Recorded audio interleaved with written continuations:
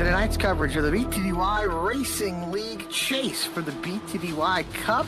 There's no place like home here at the Kansas Speedway for race 1.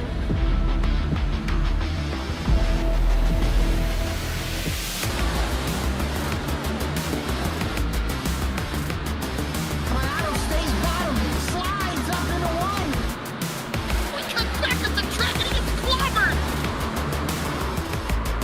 Here comes Loveland to the inside. Jeff Wright will come home and he'll win the race and win the winner of the playoffs at the Kansas Speedway.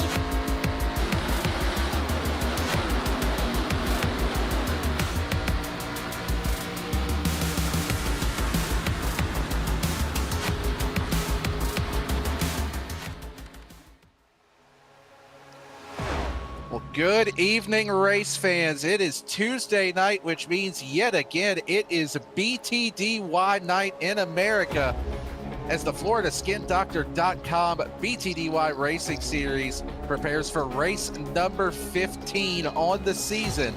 Tonight, we are heading to Michigan International Speedway for chase race number 5 in the Dennis Faircloth Birthday Bash 202. A week late because of a little, we'll call it rain delay that we had that saw Iowa postpone a week. But better late than never for the belated birthday bash here this evening for Dennis Faircloth. Last week, though, we saw Bailey Turner take a pretty big cut out of that points lead, cut it about in half to leader Brody Hayes. And tonight he will look to continue that momentum and mount a late charge for this championship. Thank you for tuning in. My name is Daniel Cunningham. Alongside me up here in the booth, running the production truck and co-commentating is Lucas Lyons, and camera angles courtesy of the legendary Dougie Beard. Lucas, we're halfway through this championship run. We're heading to one of the two wild card races here in this chase. How you feeling as we head into Michigan tonight? You know, I'm pretty excited about tonight. We've been seeing drivers hit speeds up to 204 going into turn 1. So been seeing a bunch of 3 wide, 4 wide, maybe even 5 wide. And I'm pretty excited here tonight, Daniel. It is definitely going to be an intriguing one. And then we've also got Talladega looming next week. So that's why I say we've really got 2 back-to-back wild card races with how these cars set up here and how they draft. So let's go ahead and take a look at our points as we have hit that halfway mark in this chase for the championship. Brody Hayes still with your points lead, but ran into quite a bit of trouble last week at Iowa Raceway. Honestly, before that, looked like he was about ready to just run off and hide with this championship. But that points lead over Bailey Turner cut to 10 points. You see Chris Savard 25 points back, Eric Hutton 37 points back. The rest of your chase drivers really more than a race worth of points back. So still have that wild card this week and next week. Still a chance for them to make it up, but those drivers do need a little bit of help. And as you can see there in 13th, it's the belated birthday driver, Dennis Faircloth, leading that best of the rest category over by 5 points there over Max Cost. 28 points over Cody Atkins for that free entry into next season's racing series. So another little wrinkle to keep an eye on here this evening, Lucas. Yeah, that's definitely the case. Dennis Faircloth had a really good race last week at Iowa, able to pass Max Cost to take over that 13th position. And it's like you said with Brody Hayes, he had a lot of trouble getting on pit road and wasn't able to finish the race, and Bailey Turner came out in spectacular fashion and was able to take right side tires on a late race caution and was able to pull out that win. Yeah, definitely a lot of mix up there at the end of that last race with that green white checker finish, something we've seen quite a few times in this series this season, which is a little bit surprising given just how clean the racing has been. But we've been a part of a couple of green white checker calls over here. But you know, Lucas, you kind of touched on it, these drivers hitting 204, the speeds upwards of 204 getting into turn number 1. Tell us a little bit about Michigan International Speedway and what these drivers are going to be facing this evening. So we're up here in Brooklyn, Michigan. at a 2-mile tri-oval with 18 degrees of banking in the turns and 10 degrees on the front stretch. Opened October 13th, 1968. And in my opinion, it's a pretty fun track. And correct me if I'm wrong, Daniel, but this might be one of the only tracks in NASCAR to also fly a Canadian flag at the track. Yeah, I think you might be wrong on that. I think New Hampshire, Watkins Glen do.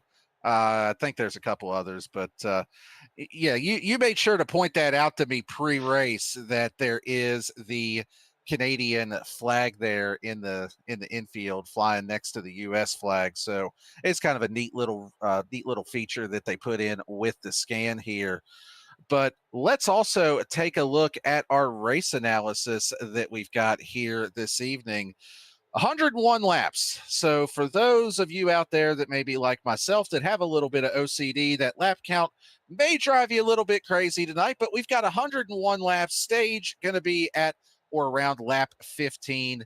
Depending on if we get a caution before then, maybe a little bit shorter than that. Pit road speed, 55 miles an hour. 5 sets of tires available, 3 green, white, checkered attempts should we need them. And then that big number that I'm looking at there is that fuel run, 25 to 30 laps. Probably be able to save a little bit if you are in the draft, but that's going to be the big one that we look at here this evening as we get into the later stages. Yeah, that's definitely going to be something to look into, because that makes it at least a 3-stop race, a minimum, which is one of the most stops in a race that we've seen so far, Daniel. So Michigan is also kind of hard to get on pit road due to all that speed you're carrying out of the corner. So have to be very careful not to run in that pit wall coming down pit road. Yeah, absolutely. It definitely can be a challenge. You know, we've talked about the speeds that these drivers are carrying, upwards of 200 miles an hour. And, you know, trying to get slowed down for pit road can definitely be a bit of a challenge. But folks, these drivers have completed their qualifying runs. We have got the grid started here for you this evening.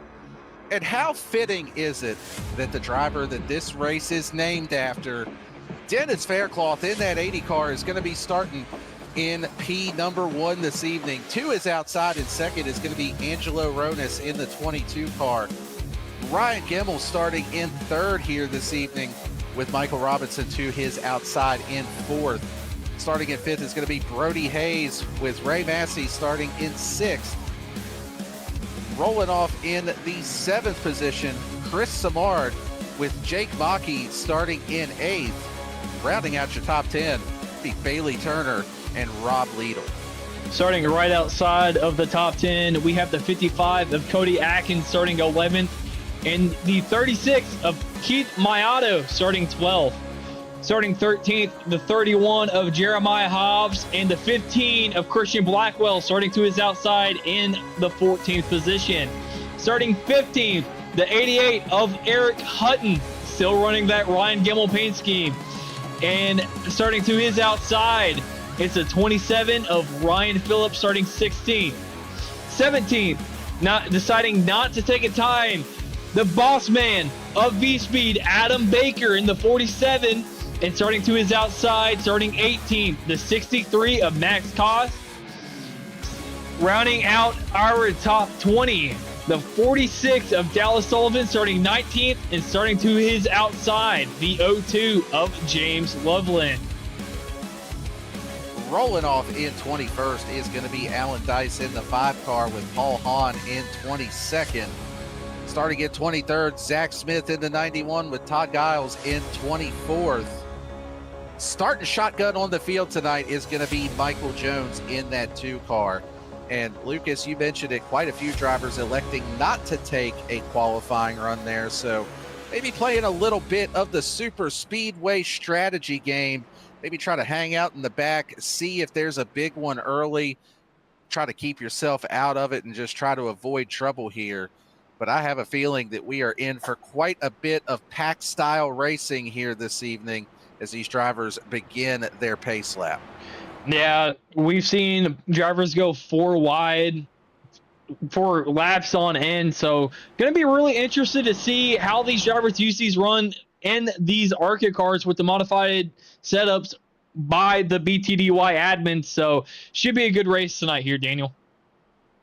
Yeah, absolutely. And yeah, again, just a shout out to Dennis Faircloth there, starting on pole in the race that would have been run on his birthday if we didn't have the postponement of the Iowa race for a week. So really cool little wrinkle there. I think we even saw the same thing with Ryan Gemmel, that I believe he started on pole at Watkins Glen. He did. For the race that was named after him. So a little bit of a recurring theme here in BTDY.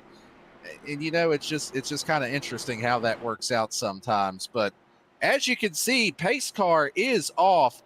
This field is coming to the green flag to get 101 laps on the books here this evening. Green flag is out and we are underway here at Michigan.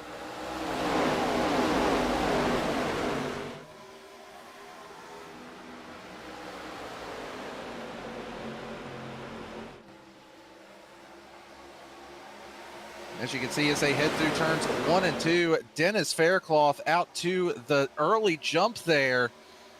But side bad by side news. for second behind. But man, that draft, you can see just how big of a run you can generate as Angelo Ronis looks to the inside. He's going to try to take the lead from Dennis Faircloth here. Yeah, for a little bit, Dennis Faircloth actually had a black flag on that start.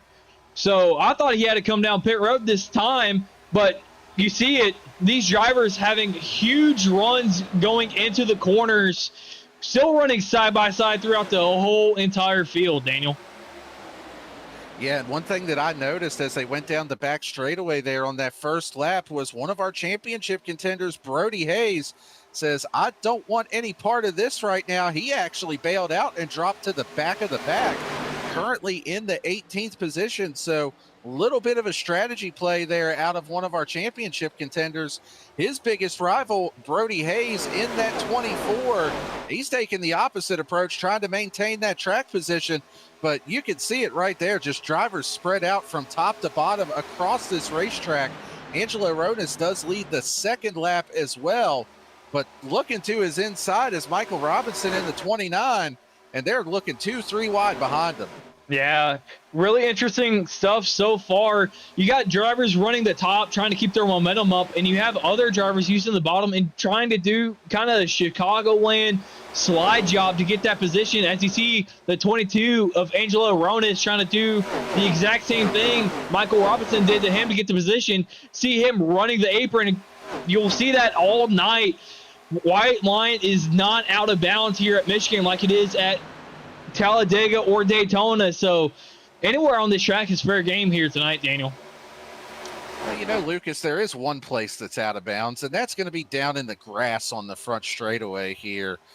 Something that I know you've got a little bit of experience with, but that's a story for maybe a little bit later in the broadcast if we have a little bit of time later on. But yeah, you're absolutely right. These drivers can use every inch of pavement out there, and so far doing so. Looks like the top groove is going to be the preferred lane here this evening, though, as you can see just how much momentum they are able to carry. Bailey Turner there able to work his way up to fourth. Cody Atkins, though, trying to do one of those slide jobs like you mentioned. He was looking to the inside of Turner and Jake Mockey, trying to make that pass work. And back up front, Michael Robinson looking to the inside of Dennis Faircloth. He's trying to get that lead away. Yeah, drivers really duking it out early on with that lap 15 stage competition yellow, whatever you want to call it. So we'll have to see what the tire wear is, but Daniel, I honestly think later on in the race, you'll see more drivers really kind of stick to that bottom line to conserve tires for later on in the race. Yeah, it's definitely going to be interesting to see how much, if any, tire wear really comes into play. Something that, you touched on at pre-race, that the admins here at BTDY do a little bit of modification to the iRacing setups just to make them racier. And it seems like they lean on that right rear just a little bit more. So something for these drivers to manage as we see some really tight racing here up front. 3 wide, as a matter of fact.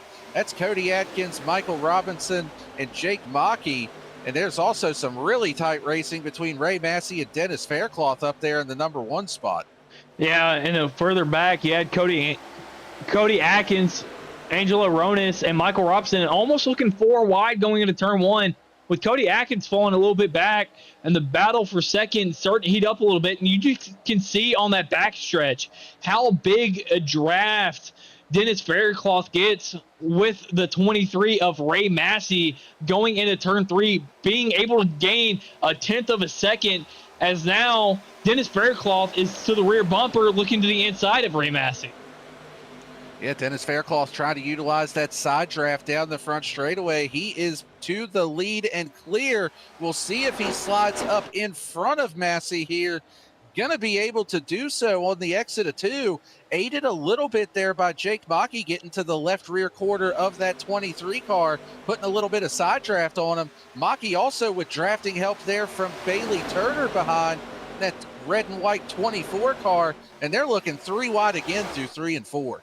Yeah, you'll see this all night long. We saw it in practice before drivers went out and started a qualifying lap. Drivers going 3 and 4 wide for laps on end. As you see it again, the 13 of Jake Maki going to the inside of Ray Massey. Actually, that was the 29, excuse me.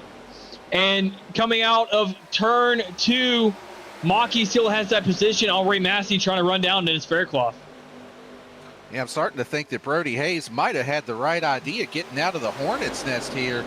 And, you know, something that I'm seeing early on here is these drivers are able to make a lot of moves up through the pack and gain positions. Take a look at Alan Dice there in that 5 car running in 7th, already up 13 spots from where he started on the field here this evening in just 10 laps. So even though, you know, it looks like that high groove is kind of the preferred way to go, Alan Dice showing that you are able to make moves and make passes and work your way up through the field here. Yeah, that's definitely the case, because at some tracks it's really hard to pass. Tonight at Michigan, it's kind of running like Talladega, so some might want to call it Tala Michigan for tonight's race with how big this draft is playing a factor. As again, we're going 3 wide with Bailey Turner, Ray Massey, and the 80 of Dennis Faircloth. Now the 31 of Jeremiah Hobbs and Ray Massey, making it hard for the drivers on the top line, trying to use that side draft as much as they can to slow them down. Yeah, you could almost see a little bit of an arrow block there out of the 31 of Jeremiah Hobbs on the 5 of Alan Dice. Everybody able to squeak through there, though. No contact, no harm, no foul. But up front, Jake Maki looking to the inside of Dennis Faircloth, and Bailey Turner says, let me go to the bottom, see if I can get a 2 for 1 here. Not quite clear just yet. No, I beg your pardon. He was clear, pulled up in front of the 13, but then moves back down to try to block the run. And that is a very Talladega-esque move indeed, with you seeing him try to control the lanes there. Yeah, controlling the lanes at Talladega probably is much more beneficial there than it is here, because there's just so much room for you to go. As Jake Maki had the lead for a corner, and now it's fallen back all the way to the 8th position. So that is how quick it is to lose track position here. But it's like you said, in 12 laps, Alan Dice is now up to the 6th position. So move him up another spot from the last time we talked about him. But one thing I do want to point out, Daniel, is we're kind of starting to get 2 separate packs. Ryan Gimmel is starting to lead at second pack, about a half a second back of Jake Maki, and just trying to stay out of trouble for that caution that's about to come out in 2 laps. Yeah, that second pack, as you mentioned, Lucas, they have actually started to run down this main pack, because these guys were up here running 2, 3 wide, pretty much corner after corner. You can see 4 wide, it looks like, for a moment there, just behind this group. And boy, that was almost contact there between Faircloth and Alan Dice. Still almost contact between Hobbs and Dice after that. And yeah, I mean, just with these guys running side by side and just using the side draft and slide jobbing each other, it's really allowed this second pack to catch up in pretty short fashion. Speaking of slide jobs, you can see Alan Dice throwing one there on the 31 of Jeremiah Hobbs. Hobbs looking to cross it back over here through turns 3 and 4. And yeah, these drivers just using every inch of this racetrack. They're looking 4 wide again through 3 and 4. They get it funneled back down to 2 wide by exit. Yeah, in the background, entering turn 3, you saw Michael Robinson get really, really loose going into that. And this is the white flag. Well, I take that back. Caution is out. That is indeed going to be our lap 15 competition caution here. And I'm going to tell you what, I don't know if the drivers need one or not, but after everything we just called there, I think I need one for just a second to be able to take a full breath. So much going on there and so much action with these drivers running 2, 3, 4 wide. Just, man, there's not enough of us up here to be able to tell you every single move that was being made out there. Yeah, we really need 2 other people so we can call it MRN style and have drivers in turns 1 and 2 and commentators in 3 and 4 so we can really capture all the action on this racetrack so far, Daniel. Yeah, it has very much been action-packed so far, but able to keep it clean despite all of the daring moves and all of the slide jobs and everything else that we saw. Running clean and green for the first 15 laps to that competition caution. Would have to assume that everybody will go ahead and hit pit road here, at least for fuel. You got plenty of sets of tires in the pits, so probably going to go ahead and take advantage of that as well. But just early on here, Lucas, with that first green flag run, what's your early impressions of what we're seeing so far? Well, it looks like there's 23 Mies out there on that racetrack right now by how aggressive these drivers are being. And I'm pretty sure you can attest to that, Daniel, because I don't like running behind people for very long, so I'll throw slide jobs and just try to get around them as fast as possible as the whole field is now coming down pit road. Yeah, can confirm. I have seen you go 3 wide by yourself quite a few times. But yeah, this is going to open up our first round of pit stops. And as you called, Lucas, pretty much everybody, I think that actually is everybody, going to go ahead and hit pit lane here for the first of their green flag stops. Bailey Turner was your leader as they came to that competition caution. And I think the biggest thing that I've enjoyed seeing so far is just that these guys can make moves, even though it is so draft and aero dependent. You know, they're not stuck behind any one particular driver. So definitely a good sign for as we get into the later stages of this race. As you can see, the race off of pit road there, Bailey Turner going to be able to retain the lead. Cody Atkins in second, Jeremiah Hobbs will be in third, Alan Dyson fourth, and Ray Massey in fifth. Your top 5 as they exited a pit lane there. Just to give you a quick rundown of the rest of the top 10, we've got Eric Hutton in 6th, Keith Mayato running 7th, Michael Robinson in 8th, and Angelo Ronis in 9th. Actually, I'm sorry, it looks like a couple of those may have moved around a little bit there as I was calling it. So it's Eric Hutton 6th, Dennis Faircloth now 7th, Mayato in 8th, Michael Robinson 9th, and Angelo Ronis rounding out your top 10 as we get ready to go back green here in just a few laps. Now, and one driver I want to point out real quick is the 55 of Cody Atkins.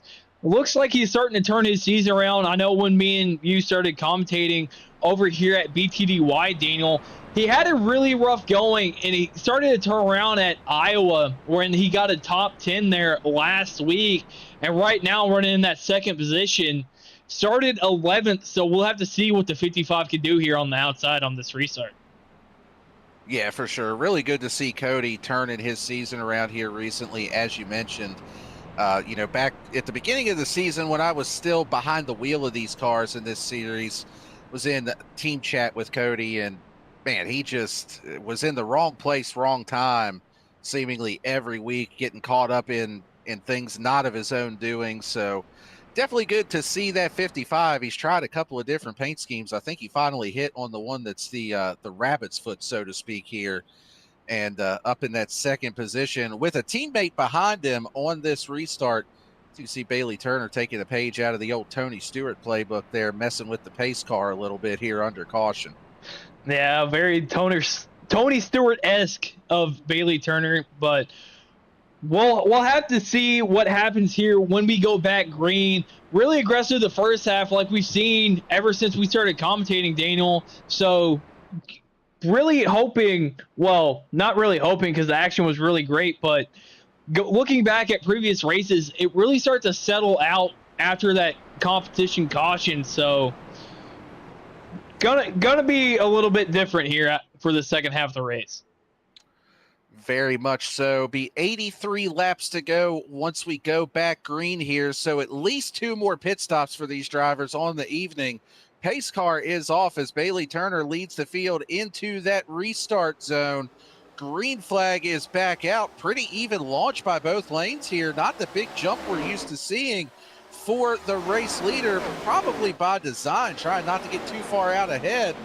Bottom lane formed up pretty well right now. Cody Atkins not really having the push that he needs on that upper groove. Bailey Turner with a nice shove there from the 31 of Jeremiah Hobbs. He's going to clear for the lead down the back straightaway. Yeah, so far so clear for Bailey Turner over Cody Atkins. And 3 wide yet again. Last week's birthday boy of Dennis Faircloth sent it 3 wide on Jeremiah Hobbs and Ray Massey. Now able to get into that third position while still battling it with Ray Massey, but getting freight trained on that top side by Alan Dice and Jeremiah Hobbs and able to slot in front of Jeremiah. So put Dennis Faircloth in 5th position as we run right now. Yeah, that is the danger. If you're not able to clear up and complete that pass, a few cars can get lined up and shuffle you to the back in pretty short fashion. It's got a little 4-car breakaway up here at the front starting out here. See, they get through turns 3 and 4 here, kind of fanning out, taking a few different lines. Cody Atkins, though, he is right in the hip pocket of Bailey Turner here as they head back to the start-finish line. Yeah, Cody Atkins literally running in the tire tracks of Bailey Turner as Ray Massey now taking a shot to the inside of Cody Atkins, but Alan Dice, his teammate, still running behind Cody, so should still be able to stay clear of Ray Massey, and Ray Massey is going to have to slot back in that 4th position. But Dennis Faircloth has a big run and is going to send it back up to the top side, so we'll have to see what Dennis does with this top side and be able to get clear of Ray Massey, maybe shoot it down to the inside. Yeah, Dennis Faircloth was running that Kyle Larson line up through 1 and 2 on the last lap. As you can see there, Cody Atkins, he's going to take a look to the inside of Bailey Turner and try to put that number 55 up to P1. He's got help from Dennis Faircloth behind. Cody is clear off of turn number 2. Put Atkins to P1. Bailey Turner back to P2. And poor Dennis Faircloth, he's just getting freight trained again up on that top side. Just not able to get the run and drafting help that he needs, but that's going to put Cody Atkins up to P1, and now Alan Dice up on that high side. He's going to look to make it a teammate 1-2 at the top of this field. Yeah, as of right now, that teammate 1-2, as you're thinking of, but Ray Massey is not giving up on that 2nd position on Alan Dice. Still looking to the inside, coming out of turn 2, still side by side. Ray Massey is going to have to slot back in that 3rd position. Yeah, top 6 here, singled out for just a moment, single filed out, I should say, for just a moment. And no sooner than I say that, Alan Dice goes to the inside of teammate Cody Atkins. Made it look pretty easy. Got to wonder if maybe this is a little teammate, teamwork here going on between the 5 and the 55. Maybe saying, you lead for a bit, I'll lead for a bit. We'll see if we can both save a little bit of fuel in the draft here. Doing a nice job of it so far. Alan Dice maintaining momentum up on the high side. But if that's what they're trying to do, Cody got to slot back in line here behind his teammate. They were a little bit side by side there down the back straightaway. As Ray Massey now says, teamwork or not, I'm going to look to the inside and try to get that number 2 spot back for myself. Yeah, as of right now, the top 6 have broken away. Looking further back, though, Calamity, basically, all these drivers are under a blanket 3 wide for rows on end, trying to get every position that they have. The leader of this group, Jeremiah Hobbs, is already 1.8 seconds back of 6th place of Eric Hutton. So these drivers are literally trying to get every position that they can as of right now, Daniel. Yeah, and as you can see there, that is our points leader, Brody Hayes, looking to the outside of Rob Liedl in the 080 car. Not quite able to complete that pass. Going to have to allow Liedl to slide up in front of him. And, you know, I don't know if it was 100% by design for Brody to kind of drop back earlier and maybe say, let's try to stay out of the mess. But it seems like it's had the opposite effect. He's back here in the hornet's nest, but man, what a power move there through turns 1 and 2, taking it 3 wide up the middle, and he's able to gain a couple of spots there through 1 and 2, looking to the inside of Maki to try to gain a couple of more. And he's basically just saying you got to go where they ain't. Everybody else riding up on that top groove. Brody Hayes just picking them off one at a time, running down there by himself on the bottom in the clean air. Yeah, and one thing to point out right now, Keith Maiato, Brody Hayes, Ryan Kimmel, Adam Baker, and Chris Samard, the 5 VSPEED drivers, all was running the middle line right there. So they're really trying to work together and pull all 5 of these cars up front. But right now, they have a very, very steep hill to climb if that's what they want to get done here tonight. Yeah, definitely got their work cut out for them, but quite a bit of time still to be able to make it happen as we are on just lap 27, coming to lap 28 here of 101 laps. But you can see the front of this pack starting to get single filed out just a little bit, with Michael Robinson, Jeremiah Hobbs leading the front of this pack. Bailey Turner now able to work his way up to the 5th car in line. It's Ryan Gemmel there just to his inside, but if he's able to get clear of Gemmel, which it looks like he'll be able to do here down the back straightaway, maybe they can start getting single filed out here and try to catch up to that lead pack. Yeah, it's definitely going to be a steep hill. I still think with this many cars, trying to orchestrate it where everyone runs one line to try to catch up to this lead pack, it's really hard communication to get all like 12 plus of these drivers to follow the same rule book to catch the top 6 cars who have broken away a second and a half at this point, but they are closing just a little bit. Yeah, speaking from experience, it's about like trying to herd a bunch of cats together. You're just trying to get everybody on the same page. You get one going in the right direction and 3 others take off and decide to do their own thing. So definitely not an easy task. Is the 80 of Rob Liedl, I'm sorry, the 080 of Rob Liedl with a big slide there off of turn number 4. Don't believe he hit anything, but let's go back and take a look at this on the instant replay. As you can see, going into turn number 3, he's outside of the 77 of Chris Samard there, running up on that high groove, and yeah, no contact or anything, just it looked like the car was just a little out of balance getting through that turn there on entry. And then as he kind of hit some of that turbulent air, just made it that much worse. But taking a look back here at the front of this pack, that single file working together, that's gone out the window just a bit here. As you can see, Cody Atkins still in control. Ray Massey down there on the bottom. Bailey Turner had looked to the bottom just a turn before that.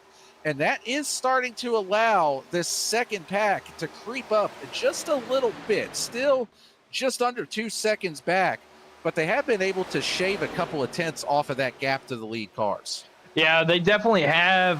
When they first got all in a single file, it was maybe about 2 seconds.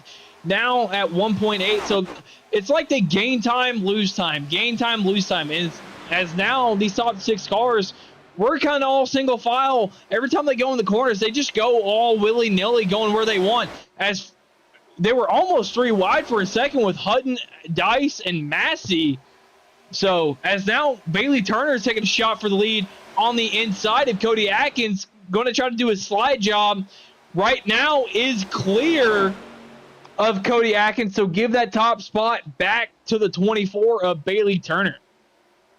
Yeah, and really fanning out in the middle of the turn like that isn't necessarily a bad thing. Lets everybody keep a little bit of clean air on the front of their cars.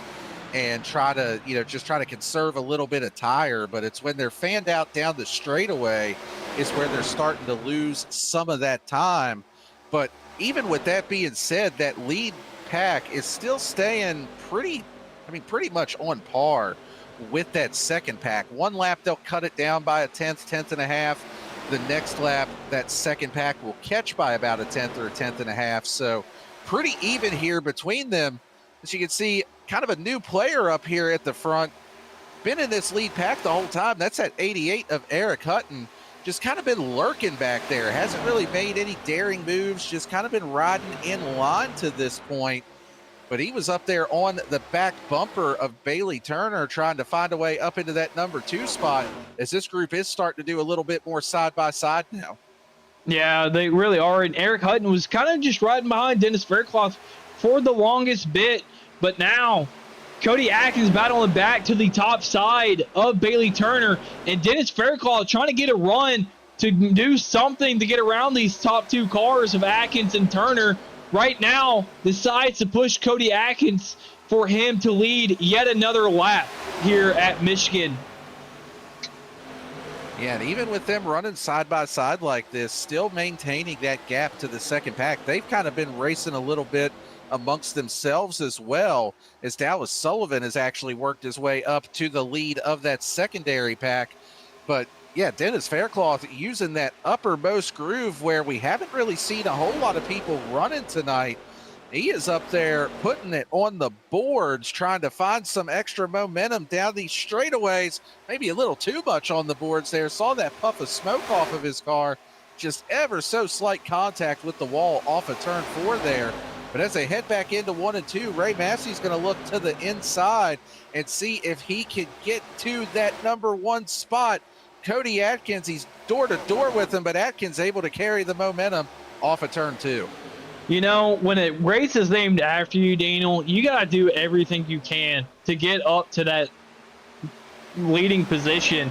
Dennis Faircloth set it on pole, and he's doing exactly what you said, running the boards, running that Larson line to try to get up that leading position of the race to take it over Cody Atkins. But right now, Bailey Turner looking to the inside, now going to fall back in line behind Dennis Faircloth. So, long story short, if a race is named after you, you got to go and lead some laps, Daniel. Yeah, a little bit of extra motivation there. Can't say that I've ever had one named after me, but I've run in a couple of races that were named after a family member that has passed that we ran on her birthday. And there's definitely the extra motivation there when you've got that kind of connection to the race name. Dennis was using that extra motivation that he has this evening to start up there in P1. And he's been up in that top 5 pretty much the entirety of the race. You see him there running in third, right up behind the 24 of Bailey Turner, still putting it up there on that uppermost groove, trying to find a way to make it work. But for now, it looks like Massey going to have just a little bit of momentum and see if he can actually take that 3rd spot away from Dennis Faircloth. Yeah, they're really trying all they can to get to track position. And the gap to that second pack has closed just a little bit, but not very much for as many laps as we've talked about since we last talked about it. Only gained about a tenth of a second for a split second, and now they've already lost 0.3 of a second. Was at 1.6 all the way back down to 1.9. So, Daniel, here's my question to you. If you come down pit road, do you come in a small group like the top 6 cars are right now? Do you come with 2 drivers, or do you just try to come with as many people as possible? I think from what we're seeing here, it definitely seems like the smaller pack is a little bit easier to work with. There's definitely strength in numbers, and you want to make sure you've got some drafting partners, but it really seems like too many is more hurtful than it is beneficial as far as trying to gain time. And we've kind of seen it with this secondary pack. They pull up to within about a second and a half, and then they drop back to about 2 seconds, and then they'll gain it back and lose it back. So it's just kind of been this big yo-yo effect here. The one thing that I would definitely look for, though, is you see about 4 of those VSPEED cars grouped there together with Samard, Brody Hayes, and Adam Baker is in there as well. So, you know, we've got a few of those VSPEED cars. I wouldn't be surprised to maybe see them pit together and try to work together just as their own little group, because it seems like, from what I've been watching of this second pack, that's really what they've been trying to do, is get up there. Oh, as Alan Dice is around. Caution is out. Man, he did a whale of a job to keep that car off the wall. So go ahead and take all that pit strategy we were just talking about, throw it out the window. None of it matters. We're going to get you a replay, though, of this incident that brought out our second yellow of the evening, and that is the 5 of Alan Dice. See here, exiting turn number 2, slides up the track just a little bit, and oh, that was pretty big contact with the 80 of Dennis Faircloth. Nowhere really for Dennis to go in that incident. Like maybe Alan just got a little tight there on corner exit. So riding on board here with Dennis Faircloth and see exactly what he saw. But just from that initial replay, it looked like a pretty substantial hit to the right front for Faircloth. Yeah, Alan was running that bottom line, just got tight on exit. And yeah, you can see the entire right front of the car lift up. And just looking at the front of Dennis Faircloth's car here as they go under pacing, you can see some pretty visible damage on that right front fender. So at the very least, gonna have to get that fixed. And you can see the tire sticking out there just past the headlight. That is definitely going to hurt that car performance-wise, with as aero-sensitive as they are with the speeds we're running here this evening. Yeah, so that's going to drop Dennis Faircloth pretty far back in the field. So he's going to have to rebound as much as he can here tonight, as everyone's going to come down pit road, because we were almost into the fuel window, if not in it, at the very end of that run before that contact between Dennis Faircloth and Alan Dice brought out that caution. Yeah, definitely a well-timed caution, although not what Dennis Faircloth or Alan Dice was looking for with that incident. This was pretty much right where we were going to have to start thinking about those green flag pit stops. As I was just noticing there, quite a few drivers sliding through their pit box. Brody Hayes, it looks like, slid a little bit long. The 6 of Ryan Gemmel slid a little bit long in his pit box as well. But first one off of pit road and maintaining control of the race is going to be that 24 of Bailey Turner. And as you can see there, Dennis Faircloth in that number 1 pit box. He is waiting, getting his damage repaired, in hopes of still having a competitive vehicle here this evening. But just looking at your top 10 runners here after that green, or after that yellow flag pit cycle, Bailey Turner in the lead. It's like Ray Massey actually second off of pit road. Cody Atkins in third. Eric Hutton will be in fourth, with Keith Mayato rounding out your top 5. Rest of your top 10 is going to be Chris Samard, Michael Robinson, Dallas Sullivan, Jeremiah Hobbs, and Angelo Ronis in that 10th position. Yeah, and it's like in that second pack, you had all 5 VSPEED drivers working together, of Keith Mayato, Chris Samard, Ryan Gemmel, Adam Baker, as Bailey Turner is coming back down pit road to top off. Same thing with the 22 of Angelo Ronis and the 47 of Adam Baker. So they might know something that we don't hear, Daniel, to try to run it as long as they can. As now you see Dennis Faircloth coming off pit road with a good majority of his damage fixed. So that's going to give the lead to the 23 of Ray Massey for this restart. Yeah, that was something that I was thinking about just as we went to that caution with when they were pitting. It was going to be really, really close to be able to make it on one more stop from here. So a little bit of a strategy play here, including a couple of our championship drivers deciding to come down and top off. But Brody Hayes, our other main championship contender, he did not come down pit road there, electing to keep the track position. So, a bit of an extra wrinkle, and these drivers would have had a really good idea with as long as we went on that run of just how far they can make it on a single tank of fuel. So, we've seen drivers win these races on fuel strategy before. Specifically, we've seen Bailey Turner win it on fuel strategy before. So I'm going to have to trust the driver of that 24 with that call that he made there. Well, at the top of the show, we were saying about 25 to 30 laps on a fuel tank. If you run it 30 laps, that puts you at lap 74. So it's going to be really interesting. I would definitely keep an eye on that 24 because he might be able to one-stop it from here on out, as Ray Massey going to lead the field back to green with a good restart here. A really good jump out of Massey in that 23. He clears for the lead. Cody Atkins is clear for that number 2 position. New players up there in the top 5, and Keith Mayato and Chris Samard, first time we've seen them up in the top 5 this evening. So utilizing some good track position here for this restart. Massey, though, in control right now. That's Ryan Gemmel, or I'm sorry, no, that's not Ryan Gemmel. That is Eric Hutton. It's still in the Ryan Gemmel paint scheme from Watkins Glen. Still throwing me a little bit of a curveball up here, leading that inside lane. And you can see there, these drivers spread out from the wall all the way down to the grass down the front straightaway. Yeah, they're doing absolutely everything that they can to find somewhere to go to get around other drivers. As Cody Atkins hard into the wall out of turn 2.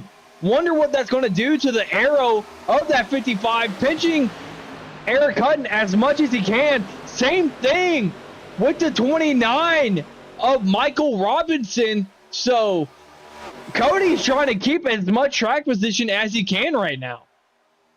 Yeah, that was a pretty substantial hit to the right side of that 55 car.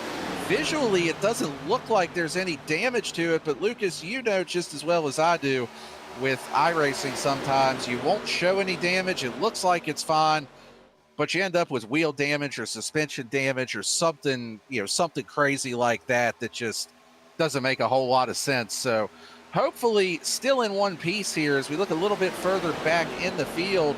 That is Brody Hayes there in the middle of a hornet's nest. Dallas Sullivan just to his inside in that red number 46 car.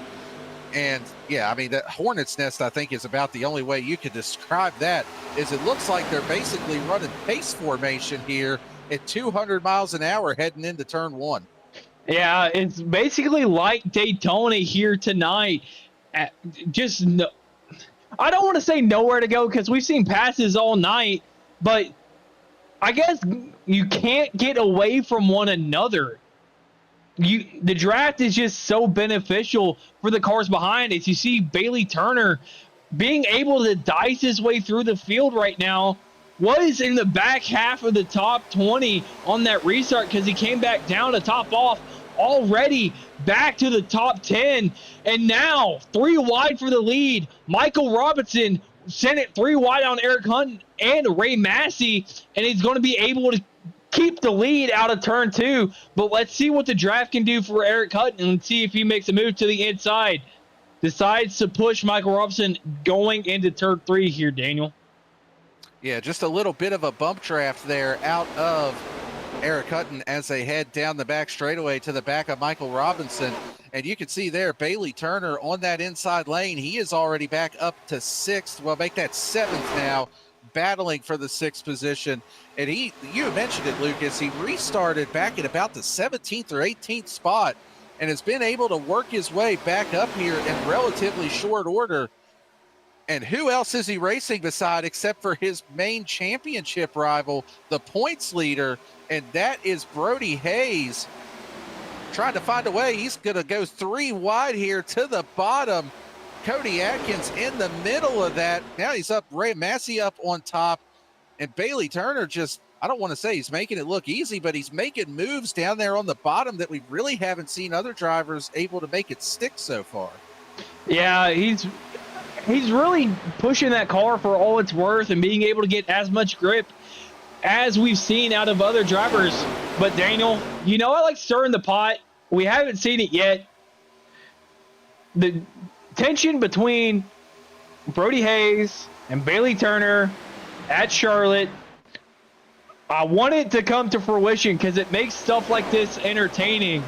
But these drivers are keeping it really clean right now and really green, besides that one caution between Dennis Faircloth and Alan Dice.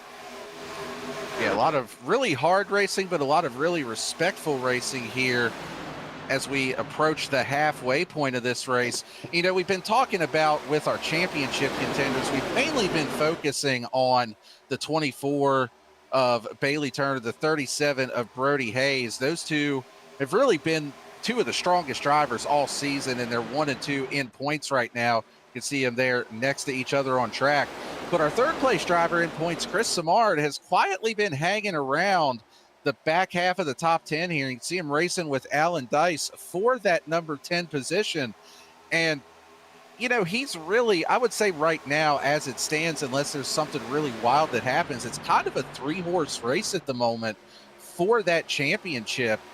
Just with the field sizes that we've had, if you're more than about 25 points back, you're more than a full race back, essentially. So Chris Samard doing a nice job keeping himself in that championship hunt, running just at the back half, or running just outside, rather, of the top 10. And in a position where if some calamity does strike, he'll be able to take advantage of that. Yeah, that's definitely for sure. And right now, this is probably the most settled out we've seen this race so far, as Bailey Turner goes up in front of Ray Massey when he's clear, and Ray Massey just gives him a little bump going into turn 1. The battle for second between Jeremiah Hobbs and Cody Atkins is starting to shape out coming out of turn 2. Cody Atkins is going to have to settle for that third position. Yeah, Cody Atkins doing a nice job maintaining that position. Another driver I want to give a quick shout out to, that 46 of Dallas Sullivan has just quietly been hanging around in the top 10 as well, in that red number 46 car there on the outside lane. Started back in 19th, up 12 spots from where he began the night. And another one of the admins over here in BTDY that helps keep this whole thing running. So nice to see Dallas with a solid run here this evening as well. Yeah, that's definitely the case. And we got to thank all the admins over here at BTDY for this great setup that they have provided for Michigan so far. It's put on a phenomenal racing as of now, as we're 3x3 for the lead for the first few rows, now settled back out for, I don't even know if it's settled out yet, because now Bailey Turner is going to make it 3 wide yet again going into turn 1 with Eric Hutton, Michael Robinson to the top. Cody Atkins looking to make it 4 wide coming out of turn 2, decides to back out a little bit. Now Eric Hutton, big wreck!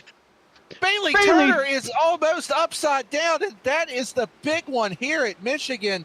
Quite a few vehicles involved. Cody Atkins destroyed. Chris Samard's car is in pieces as well. 2 of our top 3 in the championship battle actually make that all 3 of our top 3 in points. Brody Hayes absolutely destroyed as well. That was the big one here at Michigan. To take a look on the VSPEED instant replay, and you can already see there just parts and pieces flying off of everybody. Looks like Dallas Sullivan, right after I mentioned what a great run he's having. Broadcaster curse on him as well. He gets caught up in it. You kind of had the feeling that something like this was brewing with all of the 3 wide that we were seeing. 3 wide here off the exit of turn number 2. And yeah, it looks like maybe that started with Michael Robinson getting a little bit loose on the exit of turn 2 and cutting down into the 24 of Bailey Turner, I believe. It was kind of hard to see there at first.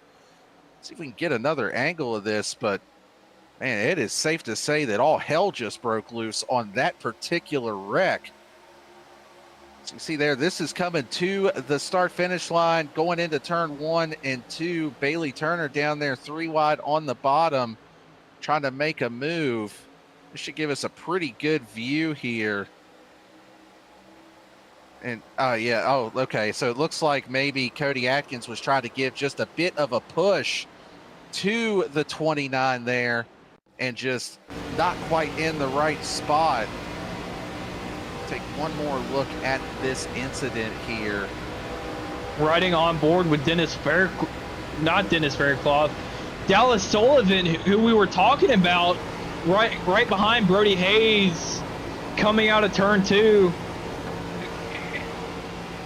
and just nowhere to go for him. Michael Robinson coming up to the top lane, and right now, shockingly, Dallas Sullivan was the only one with a meatball with that wreck. Actually, it looks like that was not a good wreck for the loaded dice team. That was Dallas Sullivan with a black flag showing, Cody Atkins with a meatball, and Alan Dice with a meatball as well. So, yeah, that was less than ideal for that entire team. And, you know, we mentioned it. Brody Hayes was taken out in that wreck, as was Bailey Turner and Chris Samard. So all 3 of our top 3 championship drivers involved in that one. I'll tell you one driver that was not involved with it. That's our 4th place driver in points, Eric Hutton.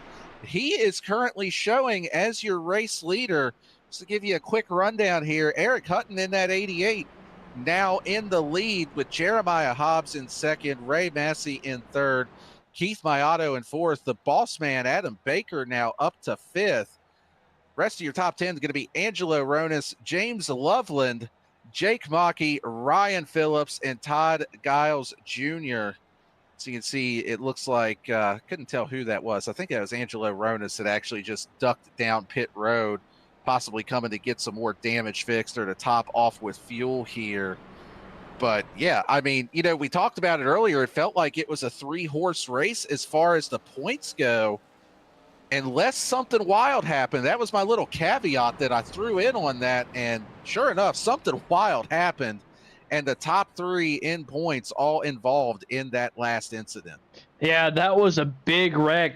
So really going to be interested to see who all doesn't have damage from that, because that was about half of our field got at least some form of damage in that wreck.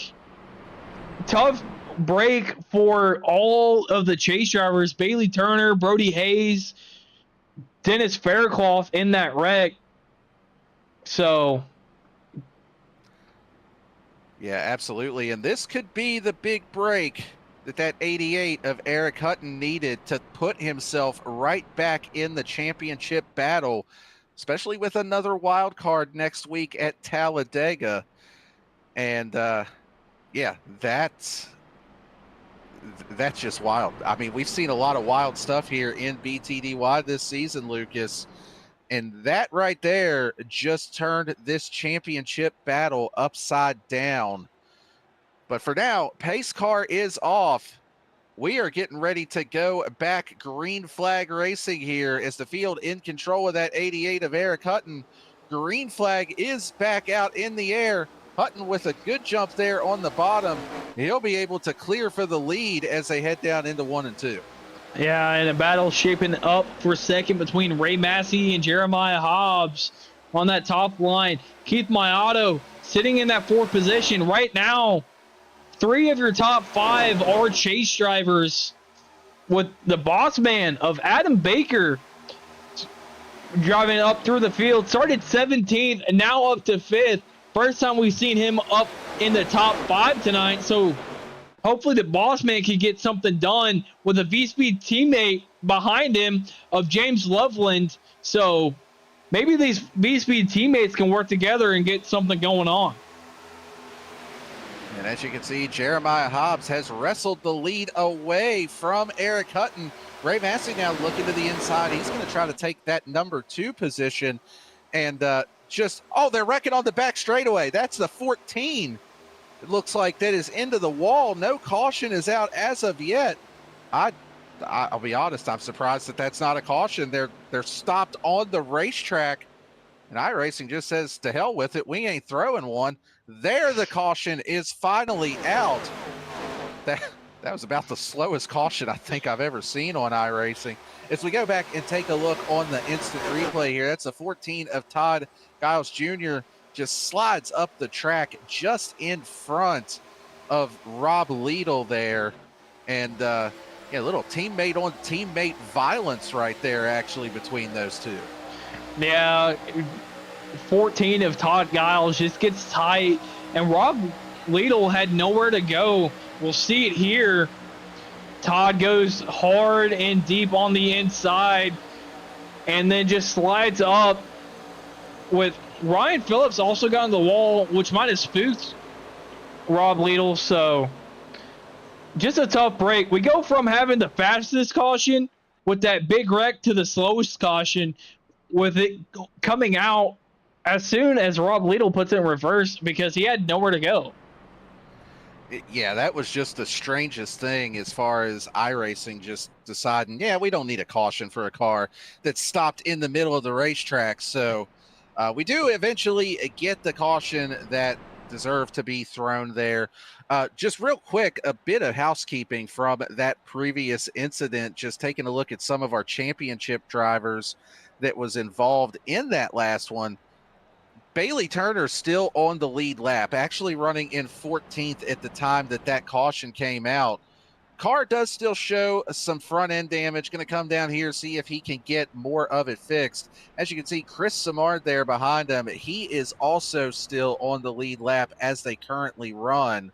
So those two still out there. Brody Hayes, however, has been parked on pit road for quite a while, not showing a meatball flag. But, you know, we saw the damage on that car. We saw it basically crab walking around, no front end on it. So quite a bit of damage, currently showing 4 laps down. But, you know, you never know in these championship battles, if you can get back out there and just put some laps together, you never know if somebody else may run into issues and you can pick up a spot or two that might end up being the difference later on. Yeah, Daniel. I remember when we were racing together in a league, and I want to say one of us missed the playoffs by literally one spot. I want to say it was me. It probably was. Yeah, at Texas. And, you know, one point can definitely make or break your season. So good on Bailey Turner for being able to get his damage fixed and staying on the lead lap. Currently showing in the 19th position, the last car on the lead lap. So any point that he can gain on the 37 of Brody Hayes will help him, because right now Brody Hayes has that 10-point gap over Bailey Turner. So just going to have to see how it plays out here in about 40 laps. Yeah, definitely not a fun night when you do get that damage, just going out and riding around, trying to do what you can to make something out of it. But worth it to stick it out if you can and try to pick something up as you go through the rest of the championship battle. But yeah, get ready to fire them off here again on another restart, and still outside of that window to make it to the end on fuel. But we get another quick caution here in the next 5-10 laps or so. That would definitely put us within that window, that 30 lap window that we mentioned earlier. So something to keep in mind here. And we did have quite a few drivers that came down pit road, mostly getting some damage fixed. But, you know, depending on how things play out, that little bit of extra fuel that they have as well could end up paying some dividends here as we get towards the end. Here's a question for you, Daniel. If you have damage on your race car, does that also burn more fuel, or do you end up saving more because you have to run slower to keep that car underneath of you? That is a good question. My thought is that you would probably end up burning more, because if you're going slower, you're going to end up losing the draft. So you're spending more time on throttle. That is my official, I've run my teammates out of fuel at races, fuel strategy advice here as we get ready to go back green. But pace car is off. We're going to get back to the action on the track. Field in control with that 31 of Jeremiah Hobbs, choosing the outside here, something we haven't really seen out of our leaders much this evening. He's going to be able to get a really nice jump here and clear to the lead. Those two cars on the bottom, though, linked up, trying to get a draft going together to get back up there.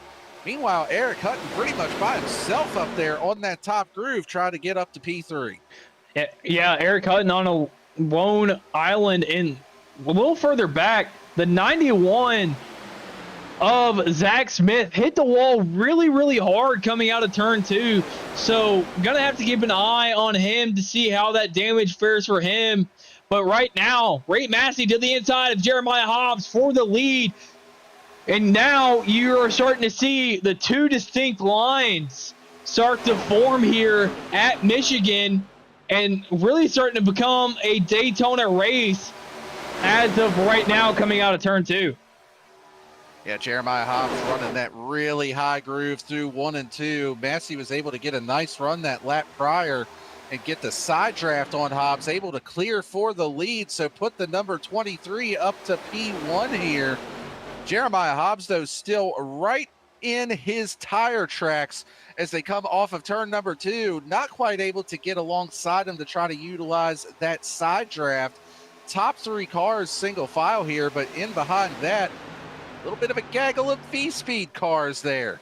See the 36 of Keith Mayato. You can see the 02 of James Loveland involved in that. Adam Baker mixed in with that as well. So they're starting to work their way up towards the front here as we get into the later stages of this race.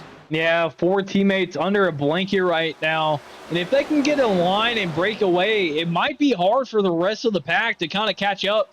We saw the top 6 break away earlier on. And right now, further back to 13 of Jake Mackey getting sent 3 wide for a split second coming out of turn 4. Now it goes back to 2 wide with Jake Mackey looking to the inside of his teammate of Ryan Phillips coming out of turn 2. Still side by side coming out of turn 2. Yeah, Jake Mackey, another one of those drivers that is still in our chase for the championship. So an opportunity for him here this evening to be able to pull a really good finish and improve his points position as well. Riding behind the boss man there, Adam Baker directly ahead of him. And you can see as they come off the turns, it's so much harder to carry that momentum that you need to be able to try to make moves here when you're running that bottom groove. You know, you've really got to be able to just kind of pick off a car at a time and then try to slide up in front of them as they're looking 3 wide here. They single it down, or funnel it down rather, back to 2 wide. That was Mackey on the inside with Ryan Gemmel to his outside. James Loveland, though, he's going to send it 3 wide down on the bottom for the number 2 position. He's going to be able to clear, it looks like, for it, although Jeremiah Hobbs not giving it up easily, fights back on the outside, able to hang right on that quarter. Yeah, now James Loveland is getting sent 3 wide yet again with his teammate on the bottom of Keith Mayato, and the 31 of Jeremiah Hobbs now back 2 wide. Keith Mayato gets tight running the bottom and costs both him and James Loveland some speed coming out of turn 2. Ryan Phillips gets loose coming out of turn 2, a little further back, but back up front. Ray Massey now battling Jeremiah Hobbs. The 2 Gemmels of Eric Hutton and Ryan Gemmel contact for the lead. Man, there's action everywhere right now, Daniel. Yeah, indeed there is. As we have seen all evening, these drivers just throwing it all up on the dash, trying to get up there and get the lead away. Eric Hutton on the bottom. He's got his twin there behind him, Ryan Gemmel, running the same paint scheme. As you had mentioned, if you didn't catch Watkins Glen a few weeks ago, a little throwback to that race. Eric Hutton he decided to hell with it. I ain't changing my paint scheme back. I'm going to keep running the same one. He's looking to the inside, though, of Jeremiah Hobbs. 31 up top, 88 on the bottom, side by side for the lead as they exit turns 3 and 4. Yeah, this is some great stuff going on right now. Still side by side with the 23 giving a great push to the 31 of Jeremiah Hobbs, and James Loveland now able to get back, now fighting for that 3rd position with Eric Hutton running that top side.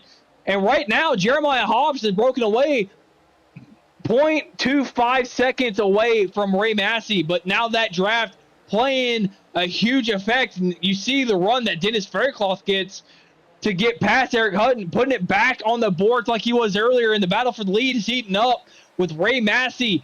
Jeremiah Hobbs still duking it out. James Loveland to the apron.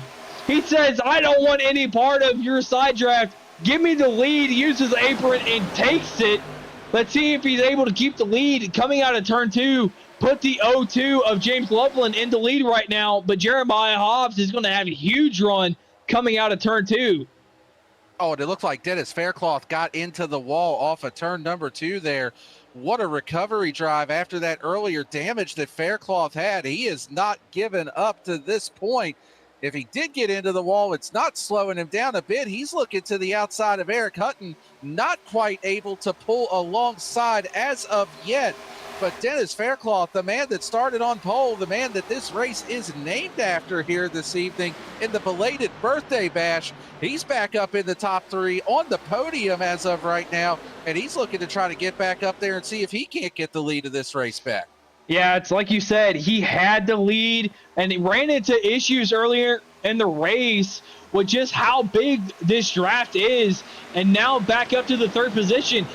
Had contact with Alan Dice that got tight, got into the wall, and he had nowhere to go, no time to react, and got all that damage fixed. And nice to see him still be able to put up a fast car like he is as of right now in that 3rd position, trying to run down Eric Hutton.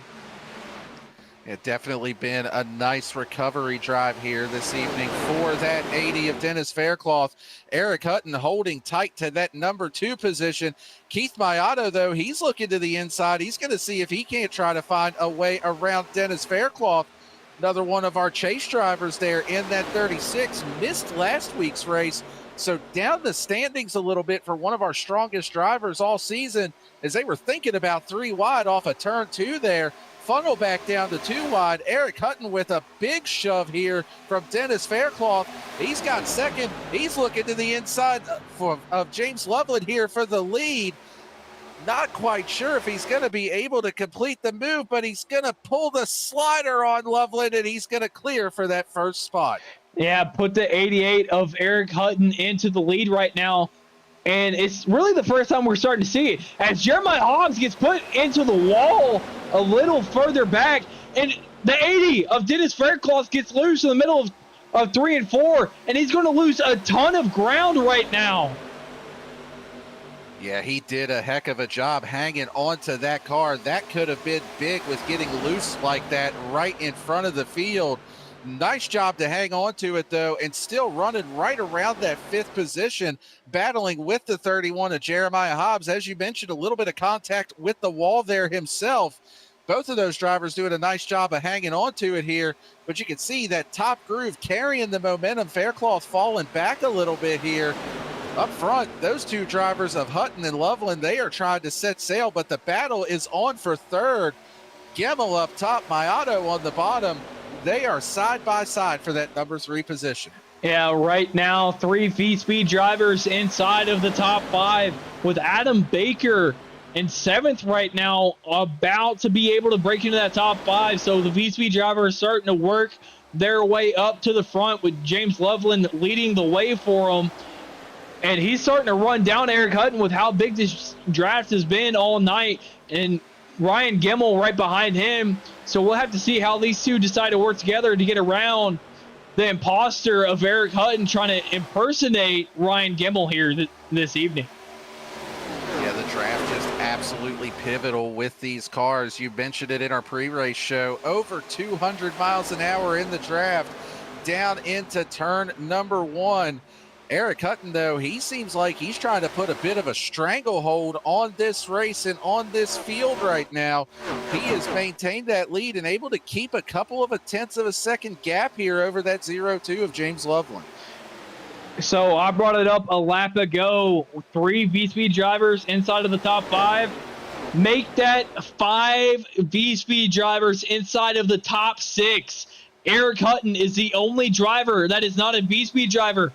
The other 5 behind him are all in the same chat right now, trying to formulate a plan to get around the 88 of Eric Hutton. Eric Hutton is running a lane up off the bottom.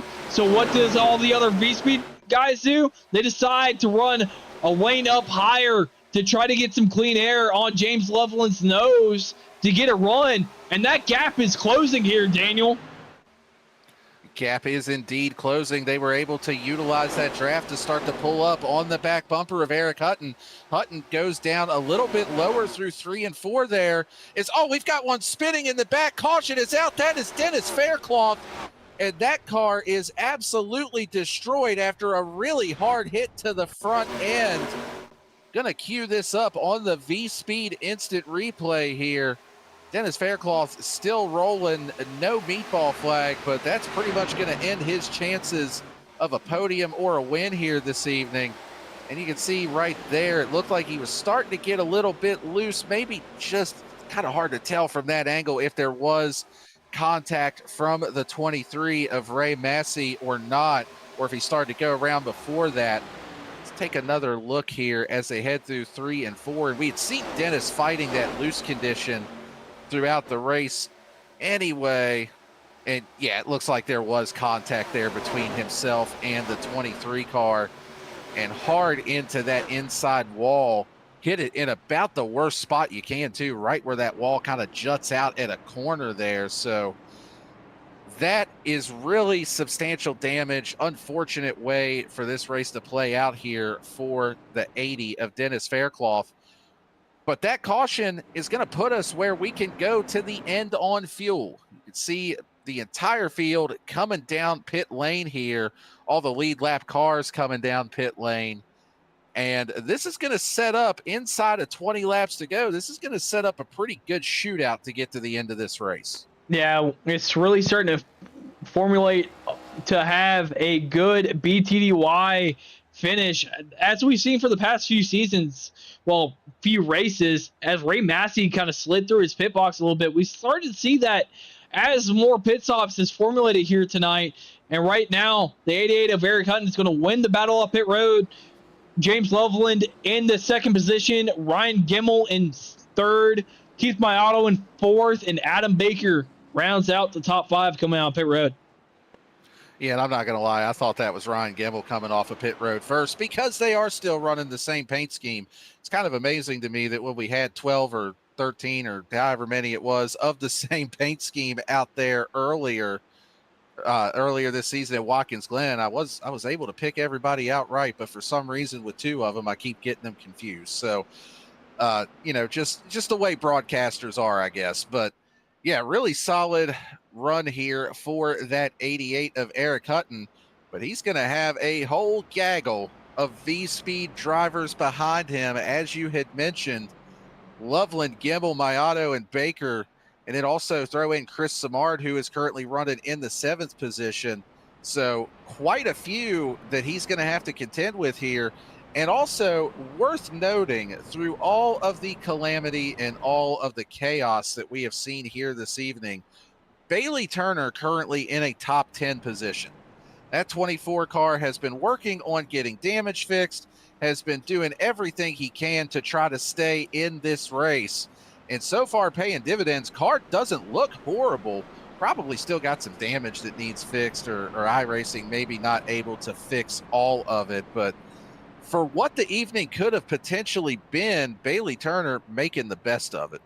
Yeah, if the race was to finish right now, Bailey Turner would have the points lead by 1 single point over Brody Hayes, who is running currently in the 20th position.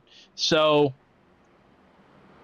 it could really shake up here, Daniel. And to talk real quick about how all these drivers were running Ryan Gimmel paint schemes and how it was easy for you to figure it out. I bet it was pretty easy to figure out which one I was, because I was taking a quick bath in the cat litter coming out of turn 6.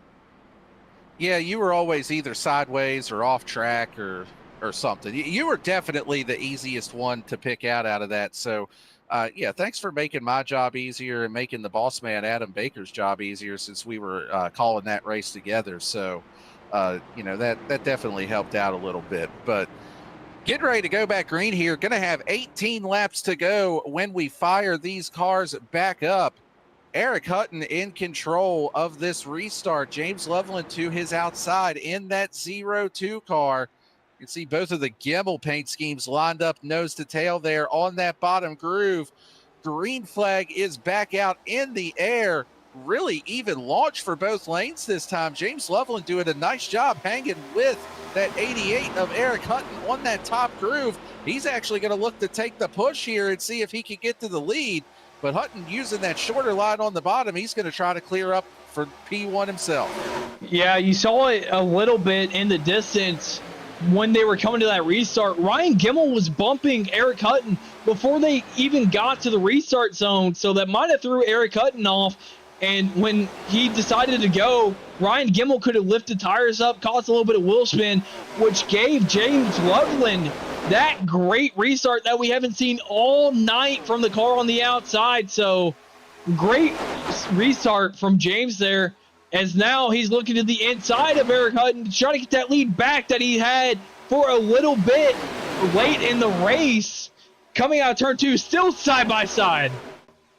Hutton utilizing the side draft just a little bit there, trying to keep that 0-2 behind him. Utilizes that as well as the momentum up on that high groove.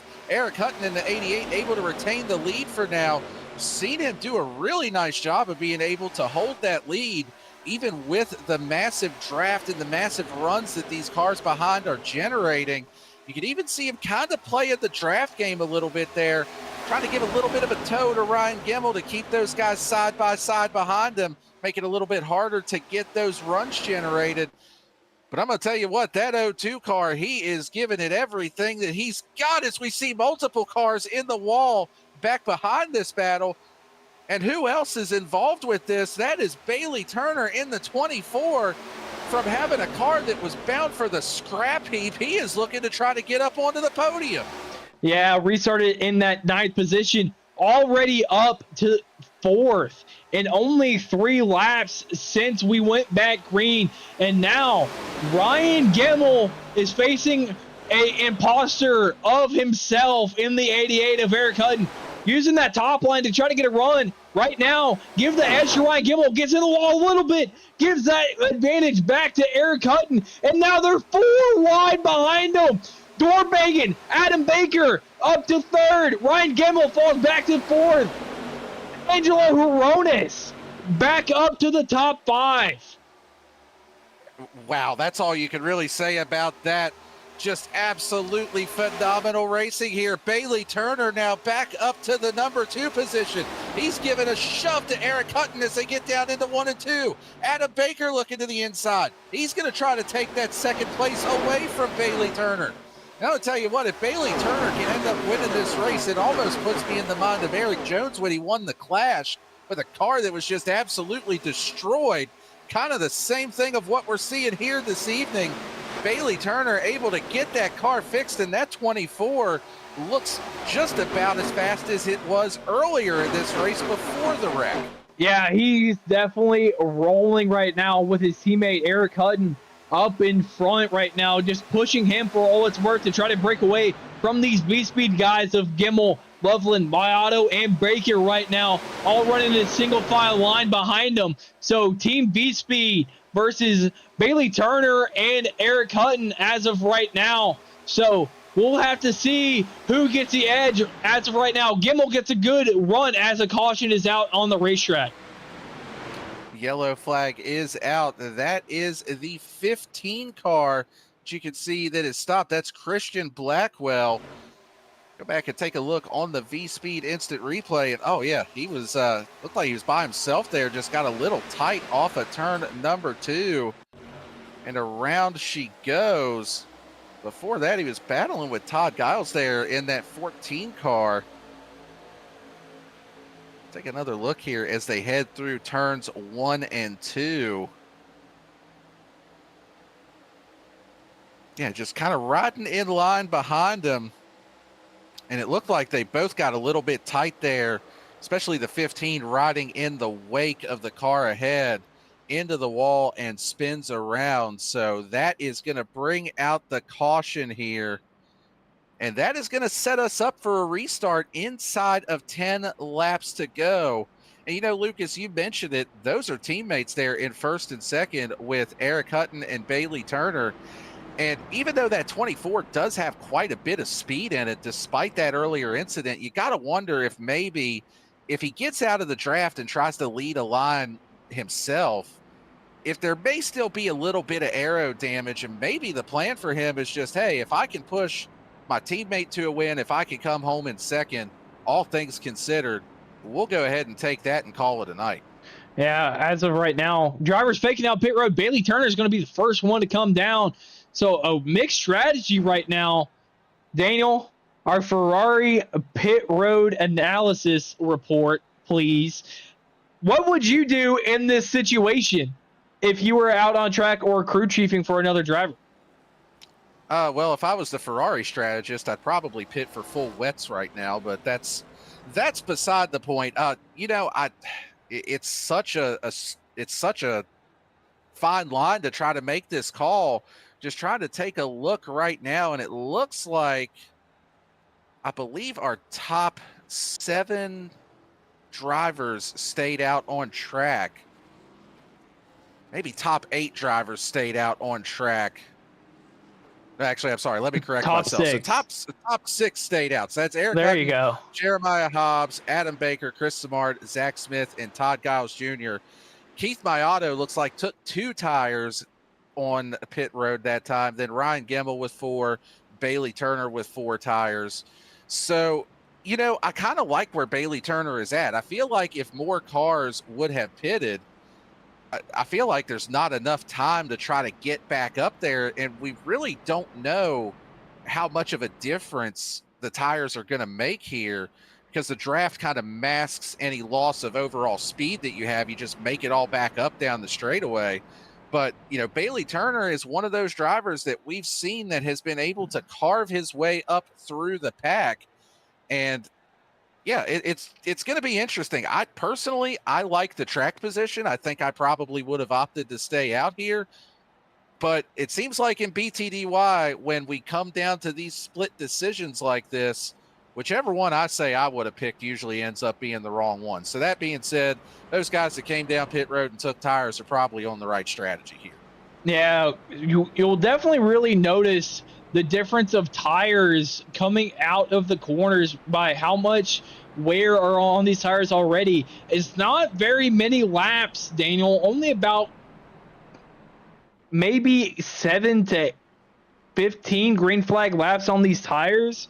But any difference in tire wear can play dividends for the drivers who decided to come down to take either 2 or 4, with, like you said, Keith Mayato being the first one to take right side tires. We've seen it work out in the past.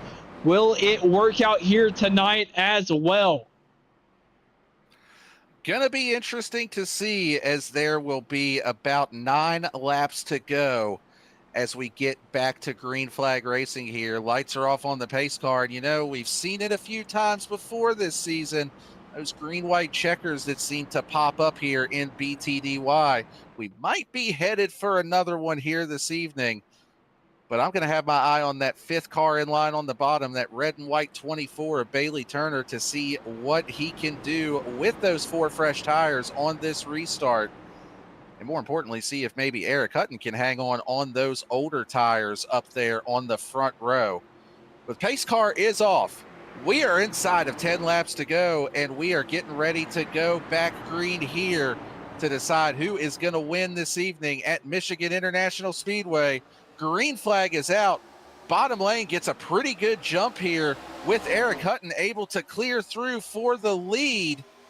Top lane starting to get a little bit of momentum back, though, formed up just a little bit better than that bottom group, but Eric Hutton already jumping out to a couple car length lead. Yeah, and 4 wide behind him with drivers who took tires and the drivers who have not. The 24. Oh, Ray Massey's around. That's a big wreck in the back of the pack. Massey's car is destroyed. I believe that is Ryan Gemmel as well in the 6th. He was involved in that wreck. You can see the front of that car is tore all to pieces as well. Todd Giles Jr., the 14, catching a piece of that. To go back and check the VSPEED instant replay, you called it, Lucas. They were 4 wide behind Bailey Turner in that 24 car. And just, wow, I'm not quite sure what happened to the 23, if maybe he got hooked there going down the straightaway off of turn number 2. That was a very abrupt right-hand turn in a place where you really wouldn't expect it. Let's take another look at this here. on the instant replay. See what we can get here.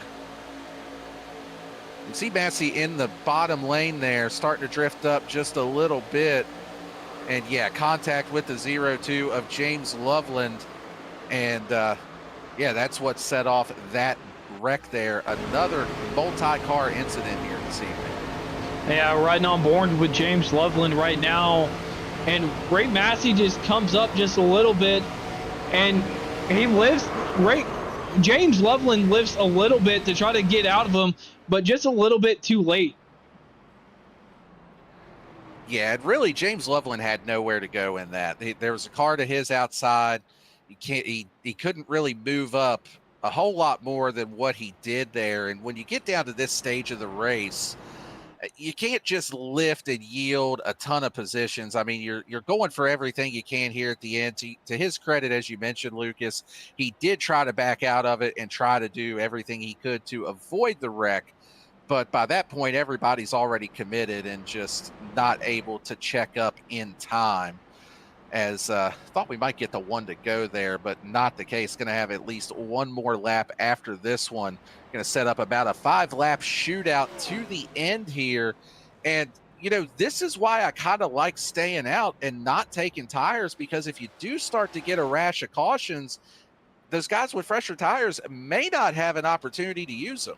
I mean, right now, looking at the running order, that third row is going to be Keith Mayato and Bailey Turner. So they're going to be close enough to try to make something happen here. The biggest question is just going to be, do we get a green flag run to the end where they have enough time to do something with them? Yeah, that's definitely the question right now, Daniel. With it being about 5 laps to go when we go green, maybe 4, will that be enough time for the right side tires of Keith Mayato and the 4 tires of Bailey Turner to get up to the front and potentially take this win here tonight at Michigan? Well, one thing about it, we said that there was going to be a lot of exciting racing, that this was going to be kind of a wild card race to go along with next week at Talladega. And that has proven to be the case here this evening. We've seen quite a few front runners and championship contenders that have run into issues. You know, we've seen Bailey Turner in that 24 car have his own issues and able to rebound from it to this point. So quite a bit still here to settle out, as we're going to have exactly 5 laps to go when we go back green, as the lights just went off on that iRacing pace car. Yeah, it's like you said, starting that third row, you got Bailey Turner, Keith Mayato, and then the boss man starting in front of him. The top 4 all right now are on those older tires, so they're just going to have to pray that they are able to hold off the fresher tires of Angelo Horones and Dennis Faircloth, able to come back to inside the top 10 after losing his front bumper with a little bit of contact with Ray Massey. So a good recovery for him, and just a great recovery night from some of these drivers who have been caught up in wrecks this evening. Yeah, there's definitely a lot of recovery and a lot of bounce back storylines here this evening, and still time to write some more here as we continue and get this race settled out for this last 5-lap shootout that we are about to have here at Michigan. And if you've been following along with BTDY this season, you know that they have had a lot of really amazing finishes, a lot of really solid racing, a lot of green-white checkers, as we've talked about a couple of times. So we'll see what these drivers have in store for us here this evening as we get ready to fire back off. Pace car has hit the pit lane. Field in control of that 88 of Eric Hutton as he brings him into the restart zone. Green flag back out in the air. That top lane hanging with him a little bit better than the previous restarts. Hutton still able to clear through for the lead. Jeremiah Hobbs in that second position. This is the battle to watch right here, though. Just back behind them, can Keith Mayato and Bailey Turner put those fresh tires to work and get up here and mount a charge? But even ahead of that, Jeremiah Hobbs, Chris Samard, they say we want to race for the lead. They're looking 3 wide down into turns 1 and 2. Chris Samard all the way to the bottom of the racetrack. He is trying to make it work. Contact, a little bit of door banging there with the 31 of Jeremiah Hobbs. They all get through, but that allows Keith Mayato. He's trying to split the middle. Oh, and around goes Hobbs. Hobbs into the inside wall, through the grass. No caution as of right now. He spun off the racing surface. They are 4 wide for P2. Bailey Turner up on that top groove. Keith Mayato to the middle. Chris Samard on the bottom. We've still got 4 laps to go, getting ready to come to 3 to go. Yeah, coming to 3 to go. As of right now, the driver is coming out of turn 4. 3 wide right now between 3 VSPEED teammates. Gets tight on exit between Baker and Mayato. Now, Bailey Turner attacking his teammate of Eric Hutton for the lead. Entering turn 1, Bailey Turner goes high. Eric Hutton goes low. We'll see where the run goes. But right now, the battle for the 4th position between Loves and Baker. You see it a little bit now with Adam Baker getting a small run coming out of turn 2 and just continues to run the top as we're coming to 2 to go, Daniel. And Bailey Turner, it looks to me like he is trying to size up. When does he want to make his move? He had a huge head of steam down the back straightaway that last lap. Chose not to duck to the inside to try to make the move. Is he trying to size it up for a last lap pass? 2 laps to go. He's got Keith Mayato, though, on those 2 tires behind him. He is close back into this battle. Turner with another big run off of turn number 2. As we've got cars around in the back, yellow flag is out. That is the 25 of Paul Hahn is involved, the 91 of Zach Smith involved as well. And we are going to be setting up for yet another green-white checker here in the FloridaSkinDoctor.com BTDY Racing Series. Oh, and Jake Bakke was caught up in that as well. He got absolutely hammered in that deal. Have to go back just a touch farther and see what happened here on this one, Lucas. Yeah, as of right now, coming 3 wide with 2 laps to go. Dennis Faircloth running the top. It looks like Chris Samard gets tight, and Zach Smith gets a little bit into the 25. 3 wide on the exit, and they just not really too sure what happened. And it looks like Maki got a little bit into the right rear of Zach Smith. Yeah, Zach Smith split in the middle there, going 3 wide on that incident. And yeah, just you had 3 cars really, really close together there and just getting tight all about the same time as well. And yeah, Zach Smith splits the middle, and yeah, it's just really hard to tell who moved where on that move, but it definitely started with the 91 just trying to carry that momentum, split the middle. It looks like he actually did claim that caution as well, going to take the EOL for that one. So tough break there for him, as he was having a really solid race as well. Had worked his way up there near the top 10. So Lucas, we have been a part of a couple of green-white checker finishes here in BTDY since we started calling these races together. And we are shaping up for the first of our 3 attempts here at another green-white checker finish. And for those of you that are maybe watching at home and don't, maybe you're not familiar with what the green-white checker finish is, once we take the green flag, if we get a caution before we take the white flag, we'll rack them up, restack them, do it again. We've got 3 attempts to do that.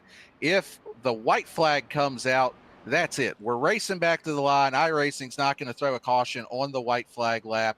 So once we hit that white flag, all bets are off. We're racing back around to the checkers. And if we do get to the 3rd green-white checker and a caution comes out before the white flag, that's it. Race over. Field's frozen. We pace back around. So, yeah, hopefully we don't need 3 attempts at a green-white checker finish here this evening. But, just something I wanted to mention real quick. One driver that does enjoy this green-white checker is actually going to be Brody Hayes. Should be able to actually pick up 2 more spots as a result of this green-white checker. Currently 9 laps down. The 2 drivers ahead of him are 7 and 8 laps down and have both called it a night to this point. So, we've talked about you never give up. You never know when you can grind out another spot or two to gain a couple more points. That proven to be the case here for the 37 this evening. Yeah, it's a battle of points between him and Bailey Turner right now. If it was to finish right now, Bailey Turner would still have a 7-point lead over the 37 of Brody Hayes. So Brody Hayes is really praying to Keith Mayato and Adam Baker and maybe his teammate of Chris Samard, who came down that time by to get fresh tires. So Chris Samard might know something that we don't with these fresh tires and might be able to get up here with 1 lap to go and battle for the lead.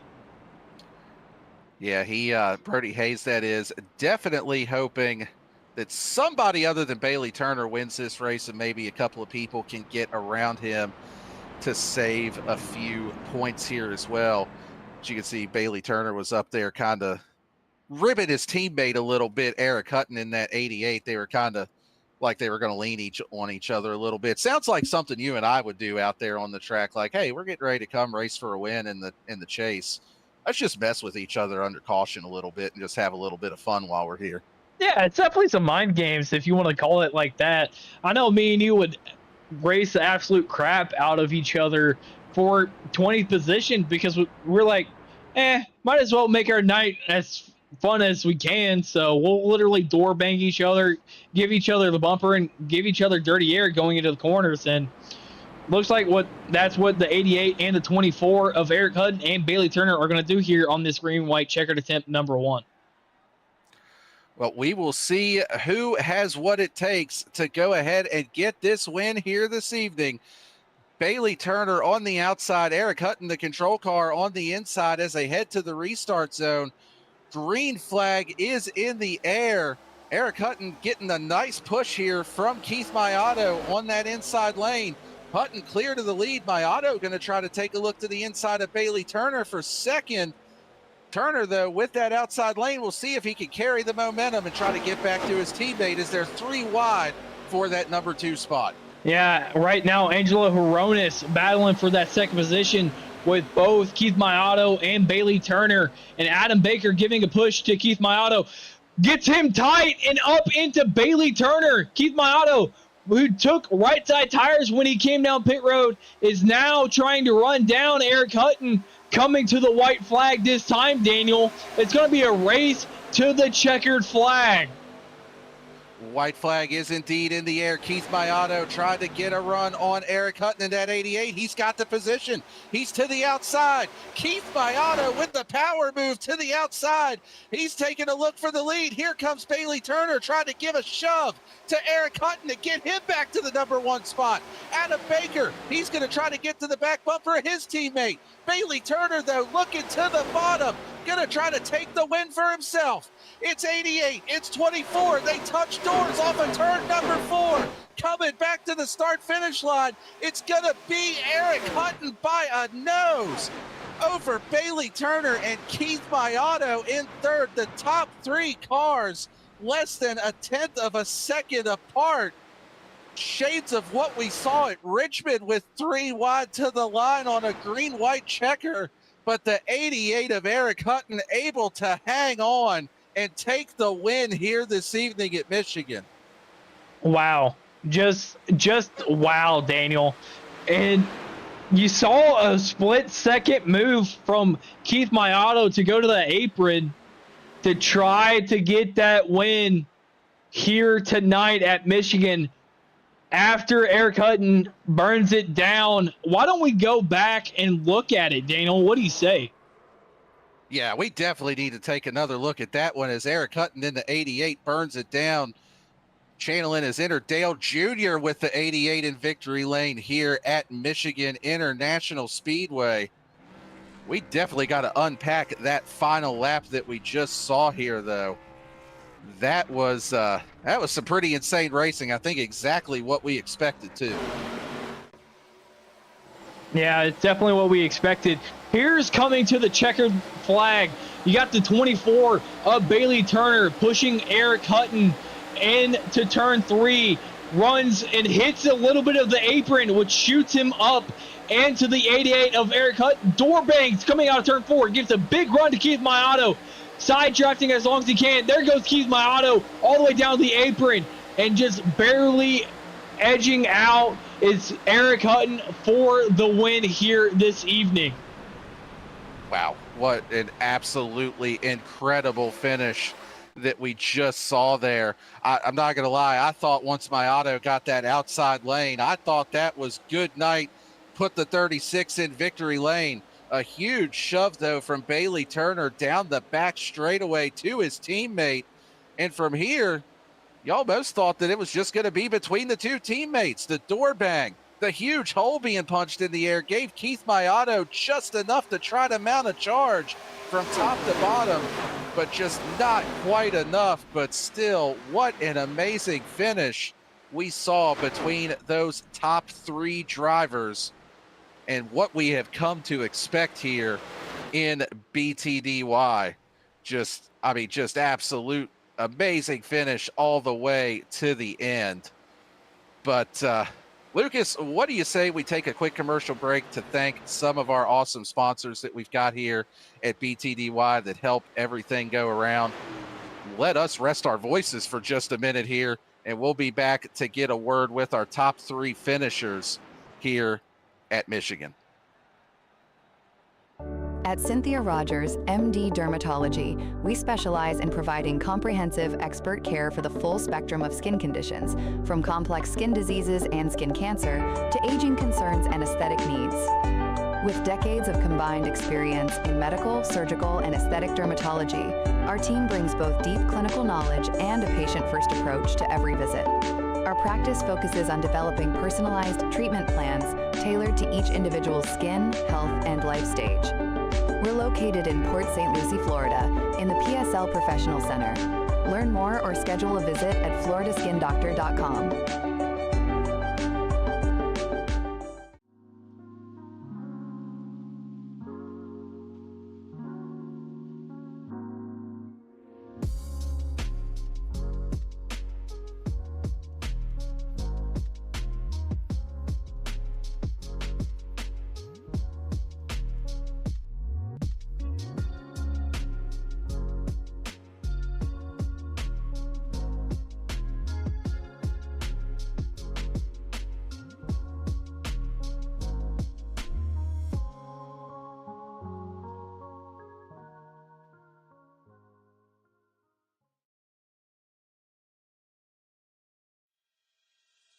We've been around since 1946, originated as a scrap yard and evolved into a full-on steel service center, buying and selling new steel products of light fabrication, such as cutting, shearing, bending, threading. We also run a wholesale pipe, valve, and fitting plumbing division, as well as a retail showroom outlet. And then we also are a full-on structural steel fabricator, which is the skeletal steel that you see in commercial and residential structures. We sell to a wide variety of contractors, plumbers, maintenance type personnel, underground utility companies. We sell anything from single nuts and bolts to like a typical hardware store type of feel, one fitting, to full semi-loads of pipes. We're a little deeper in our inventory, and we actually have maybe a little more specialized type of fittings and such. Stock quite a diverse inventory, so we try to keep everything here to keep you guys going.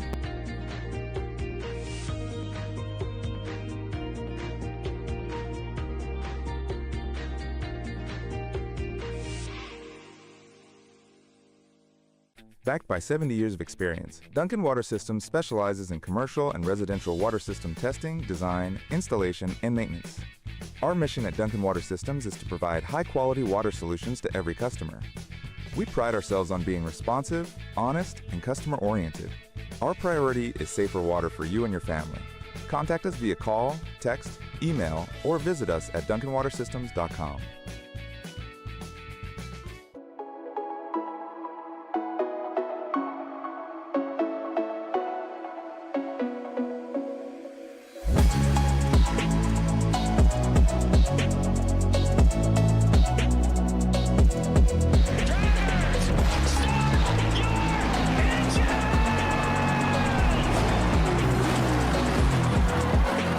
Marker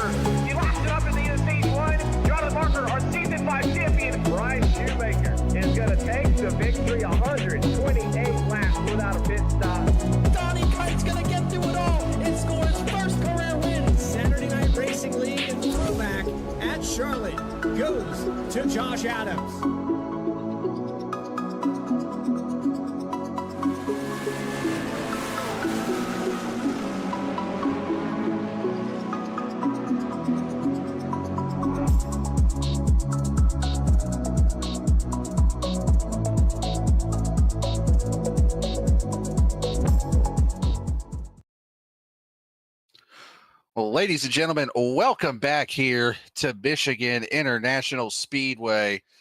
We're going to give you your full race rundown after what was an amazing race, a fantastic finish that we saw here this evening.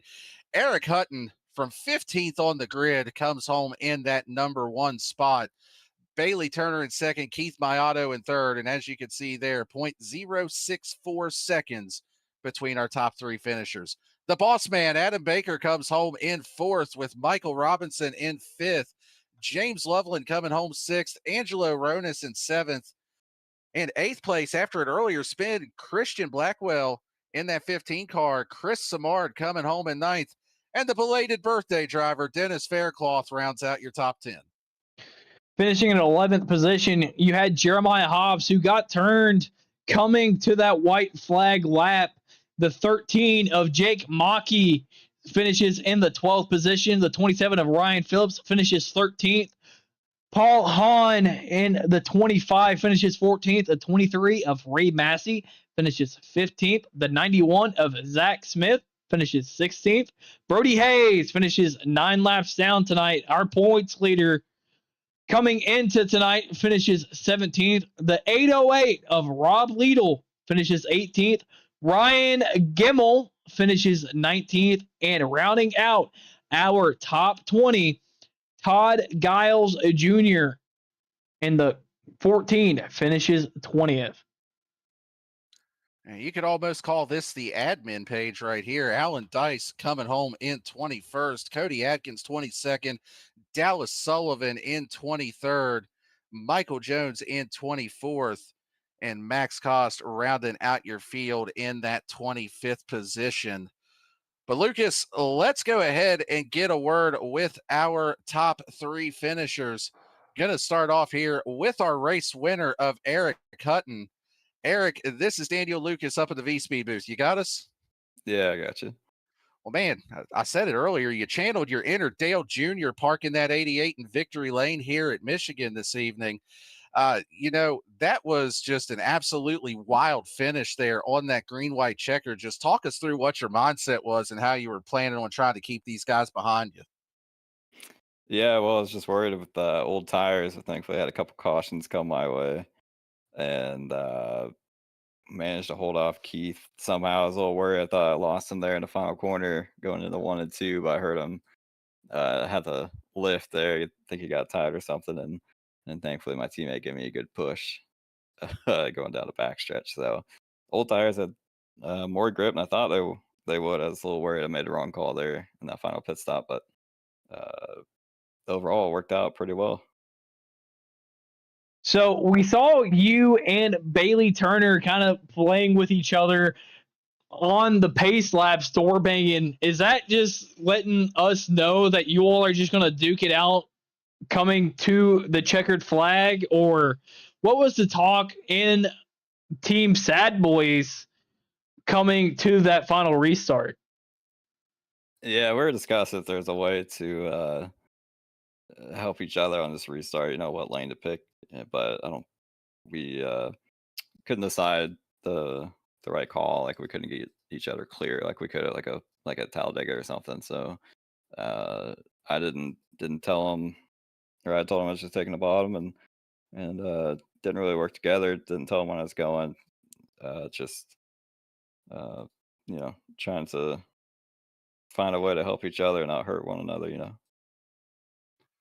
Well, really solid effort tonight. Awesome to see you get your first win on the season. You picked a great time to have it, too, here in the chase for the championship. Before we let you go here this evening, Eric, who you want to thank, any sponsors or shout-outs? Yeah, just appreciate Bailey and Angelo racing this week. And appreciate Bailey not pulling a Denny Hamlin on me and taking us both out and giving the win to someone else. So just appreciate everybody that puts on the league. My girlfriend Liz watching the broadcast tonight. So just appreciate everybody. It's been fun. Right, well, there you have it from our race winner, Eric Hutton. Congrats again on the win. We'll see if you can put that 88 Dale Jr. style in Victory Lane again next week at Talladega. No, we'll try. All right, have a good one, Eric. And let's go ahead and get a word with our second place finisher, Bailey Turner. This is Daniel Lucas up in the VSPEED booth. You got us? Yeah, I got you guys. Well, man, what a recovery drive out of you. We saw that car looked like it was bound for the scrap heap after that wreck that you got caught up in earlier on. Just talk us through your mindset of just trying to get that car repaired, and did it drive the same once you did get it repaired, or was there anything you were still fighting? From my best estimate, it seemed like it was driving fine. Even on that long run before that, I was on a fuel saving mode the whole time just to see if I could. I mean, it was a stretch. It was like 8 laps. I don't think I could have done it, but just trying an alternate strategy just because I was buried track position wise and didn't have. I burnt my tires up a little bit with all the damage. So at that point, knew the car was good. I knew I could get the track position back if I pushed it, and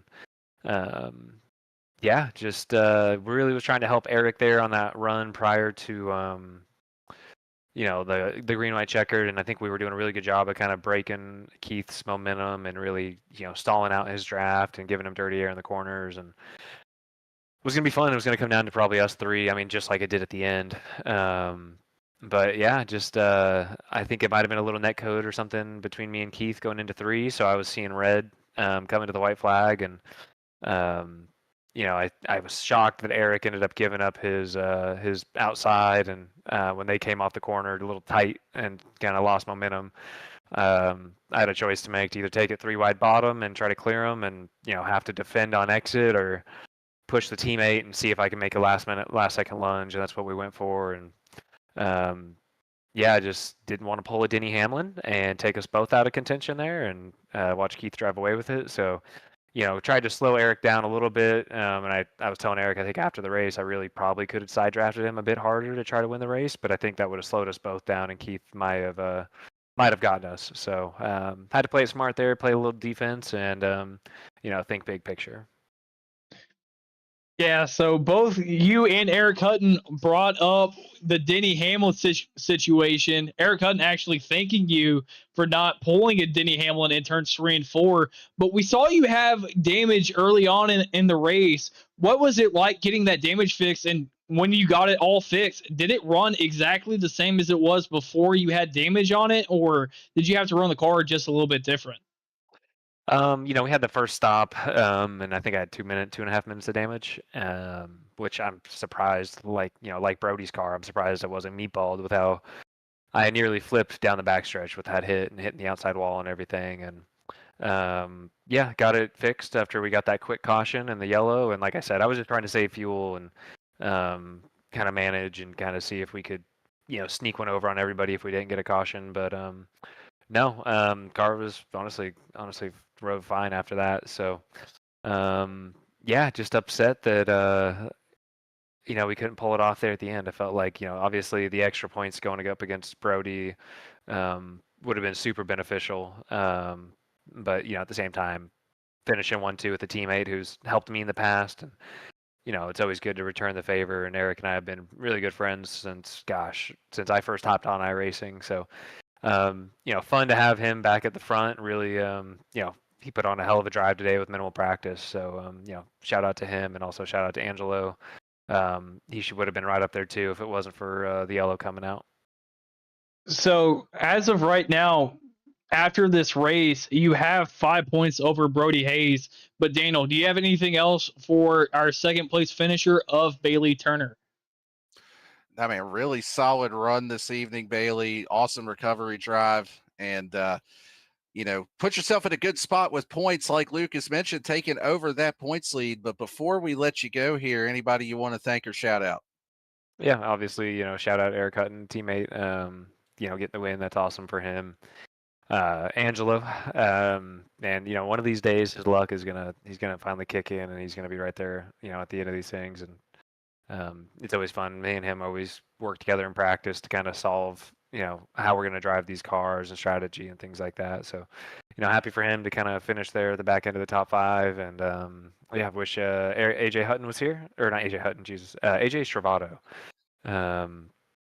Wish he was here. And thanks to Dennis for the paint scheme as well. Love rocking this Coke scheme, and you guys up in the broadcast, and Florida Skin Doctor. And I guess we should shout out all of Gimmel's sponsors. I think they should go pay Eric Hutton after winning the race.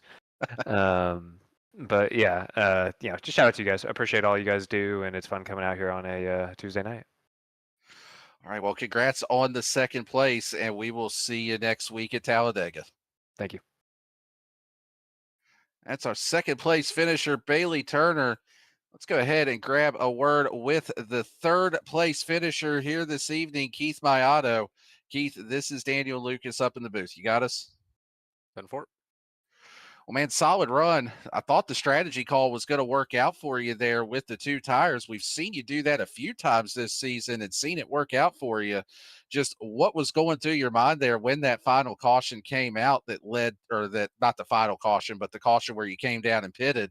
Was it always kind of on your mind that you were going to take two, or was it really just like a split-second decision there? It's probably split second decision. I had pretty much nothing to lose, pretty far back in points, and I was hoping maybe it would, adjust the balance in my favor where it's, just kind of free it up a little bit more where I can just be wide open a little longer than, a car on 4 new tires. So that's what I was hoping for. I didn't think it was going to be a huge advantage, but I don't know. It could have. There were so many cautions in between. I don't know if it would have been, a good decision if we went, 10 full green laps there at the end. So we saw you have a good run out of turn 2 on the outside of Eric Hutton, and then Bailey Turner decided to give Eric Hutton the push. What was your thoughts going into turn 3? Was your thoughts to basically just run the top or basically run where they're not? Run where they're not, at least on entry, and then try to carry that speed through the middle off, just trying to get the draft. But I thought I was going to get a bigger run, to be honest. Like coming out of 4, seeing they were side by side, I thought I was going to, just suck up to them a lot quicker, and it just didn't happen. I was not intending on helping either of them. It was more just kind of riding in between, hopefully just getting a huge run on them, and I can, shoot down to the inside. But it didn't happen at all. The momentum just started building up way too late. Well, still a really solid run for you, bringing home that final podium spot. Put yourself in position to give it a go and put on one heck of a finish between yourself and the top 2 there. Before we let you go this evening, anybody you want to thank or shout out? Yeah, shout out to I think Mr. Faircloth. I think he's at that age now. I can call him Mr. Faircloth for happy belated birthday, and just shout out to everyone for putting on an awesome race tonight. It was pretty crazy there for quite some time, but nonetheless, it was a lot of fun. Right. Well, congrats again on the podium. We'll catch you next week at Dega. Have a good night, guys. And that is our third place finisher, Keith Mayato. And that's going to do it for our post-race interviews. Lucas, any final thoughts on what we have seen here this evening? To summarize it in a few words, just wow, chaotic, and energetic. Like, there was no time for me and you to rest our voice whatsoever just because of how the draft came into play and the drivers just sending on the inside for all it's worth, praying that it sticks and being able to get clear, and just all over each other all night long.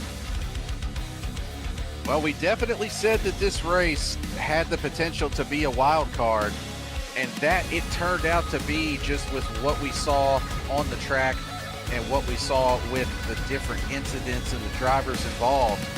But next week, we head to another wild card in this championship chase. We are headed to Talladega Super Speedway. Lucas, I know if you could, you'd be out there racing in this one, but you know what? I let you off the hook for broadcasting when we went to Watkins Glen, but you ain't getting out of it next week. You're going to be up here in the booth with me. We're going to be right back here on VSPEED next week, October 7th, for race number 18 at Talladega, and you're not going to miss a lap of any of the action. But folks, that is going to do it for us here this evening. So on behalf of all the admins over here at BTDY, for Adam Baker and Bradley Cooper at VSPEED, my producer and co-commentator up here in the booth with me this evening, Lucas Lyons, and And, of course, our camera angles courtesy of Dougie Beard. Appreciate everyone tuning in. Appreciate you watching and spending your Tuesday evening with us. And we will see you right here next week as we head to Talladega.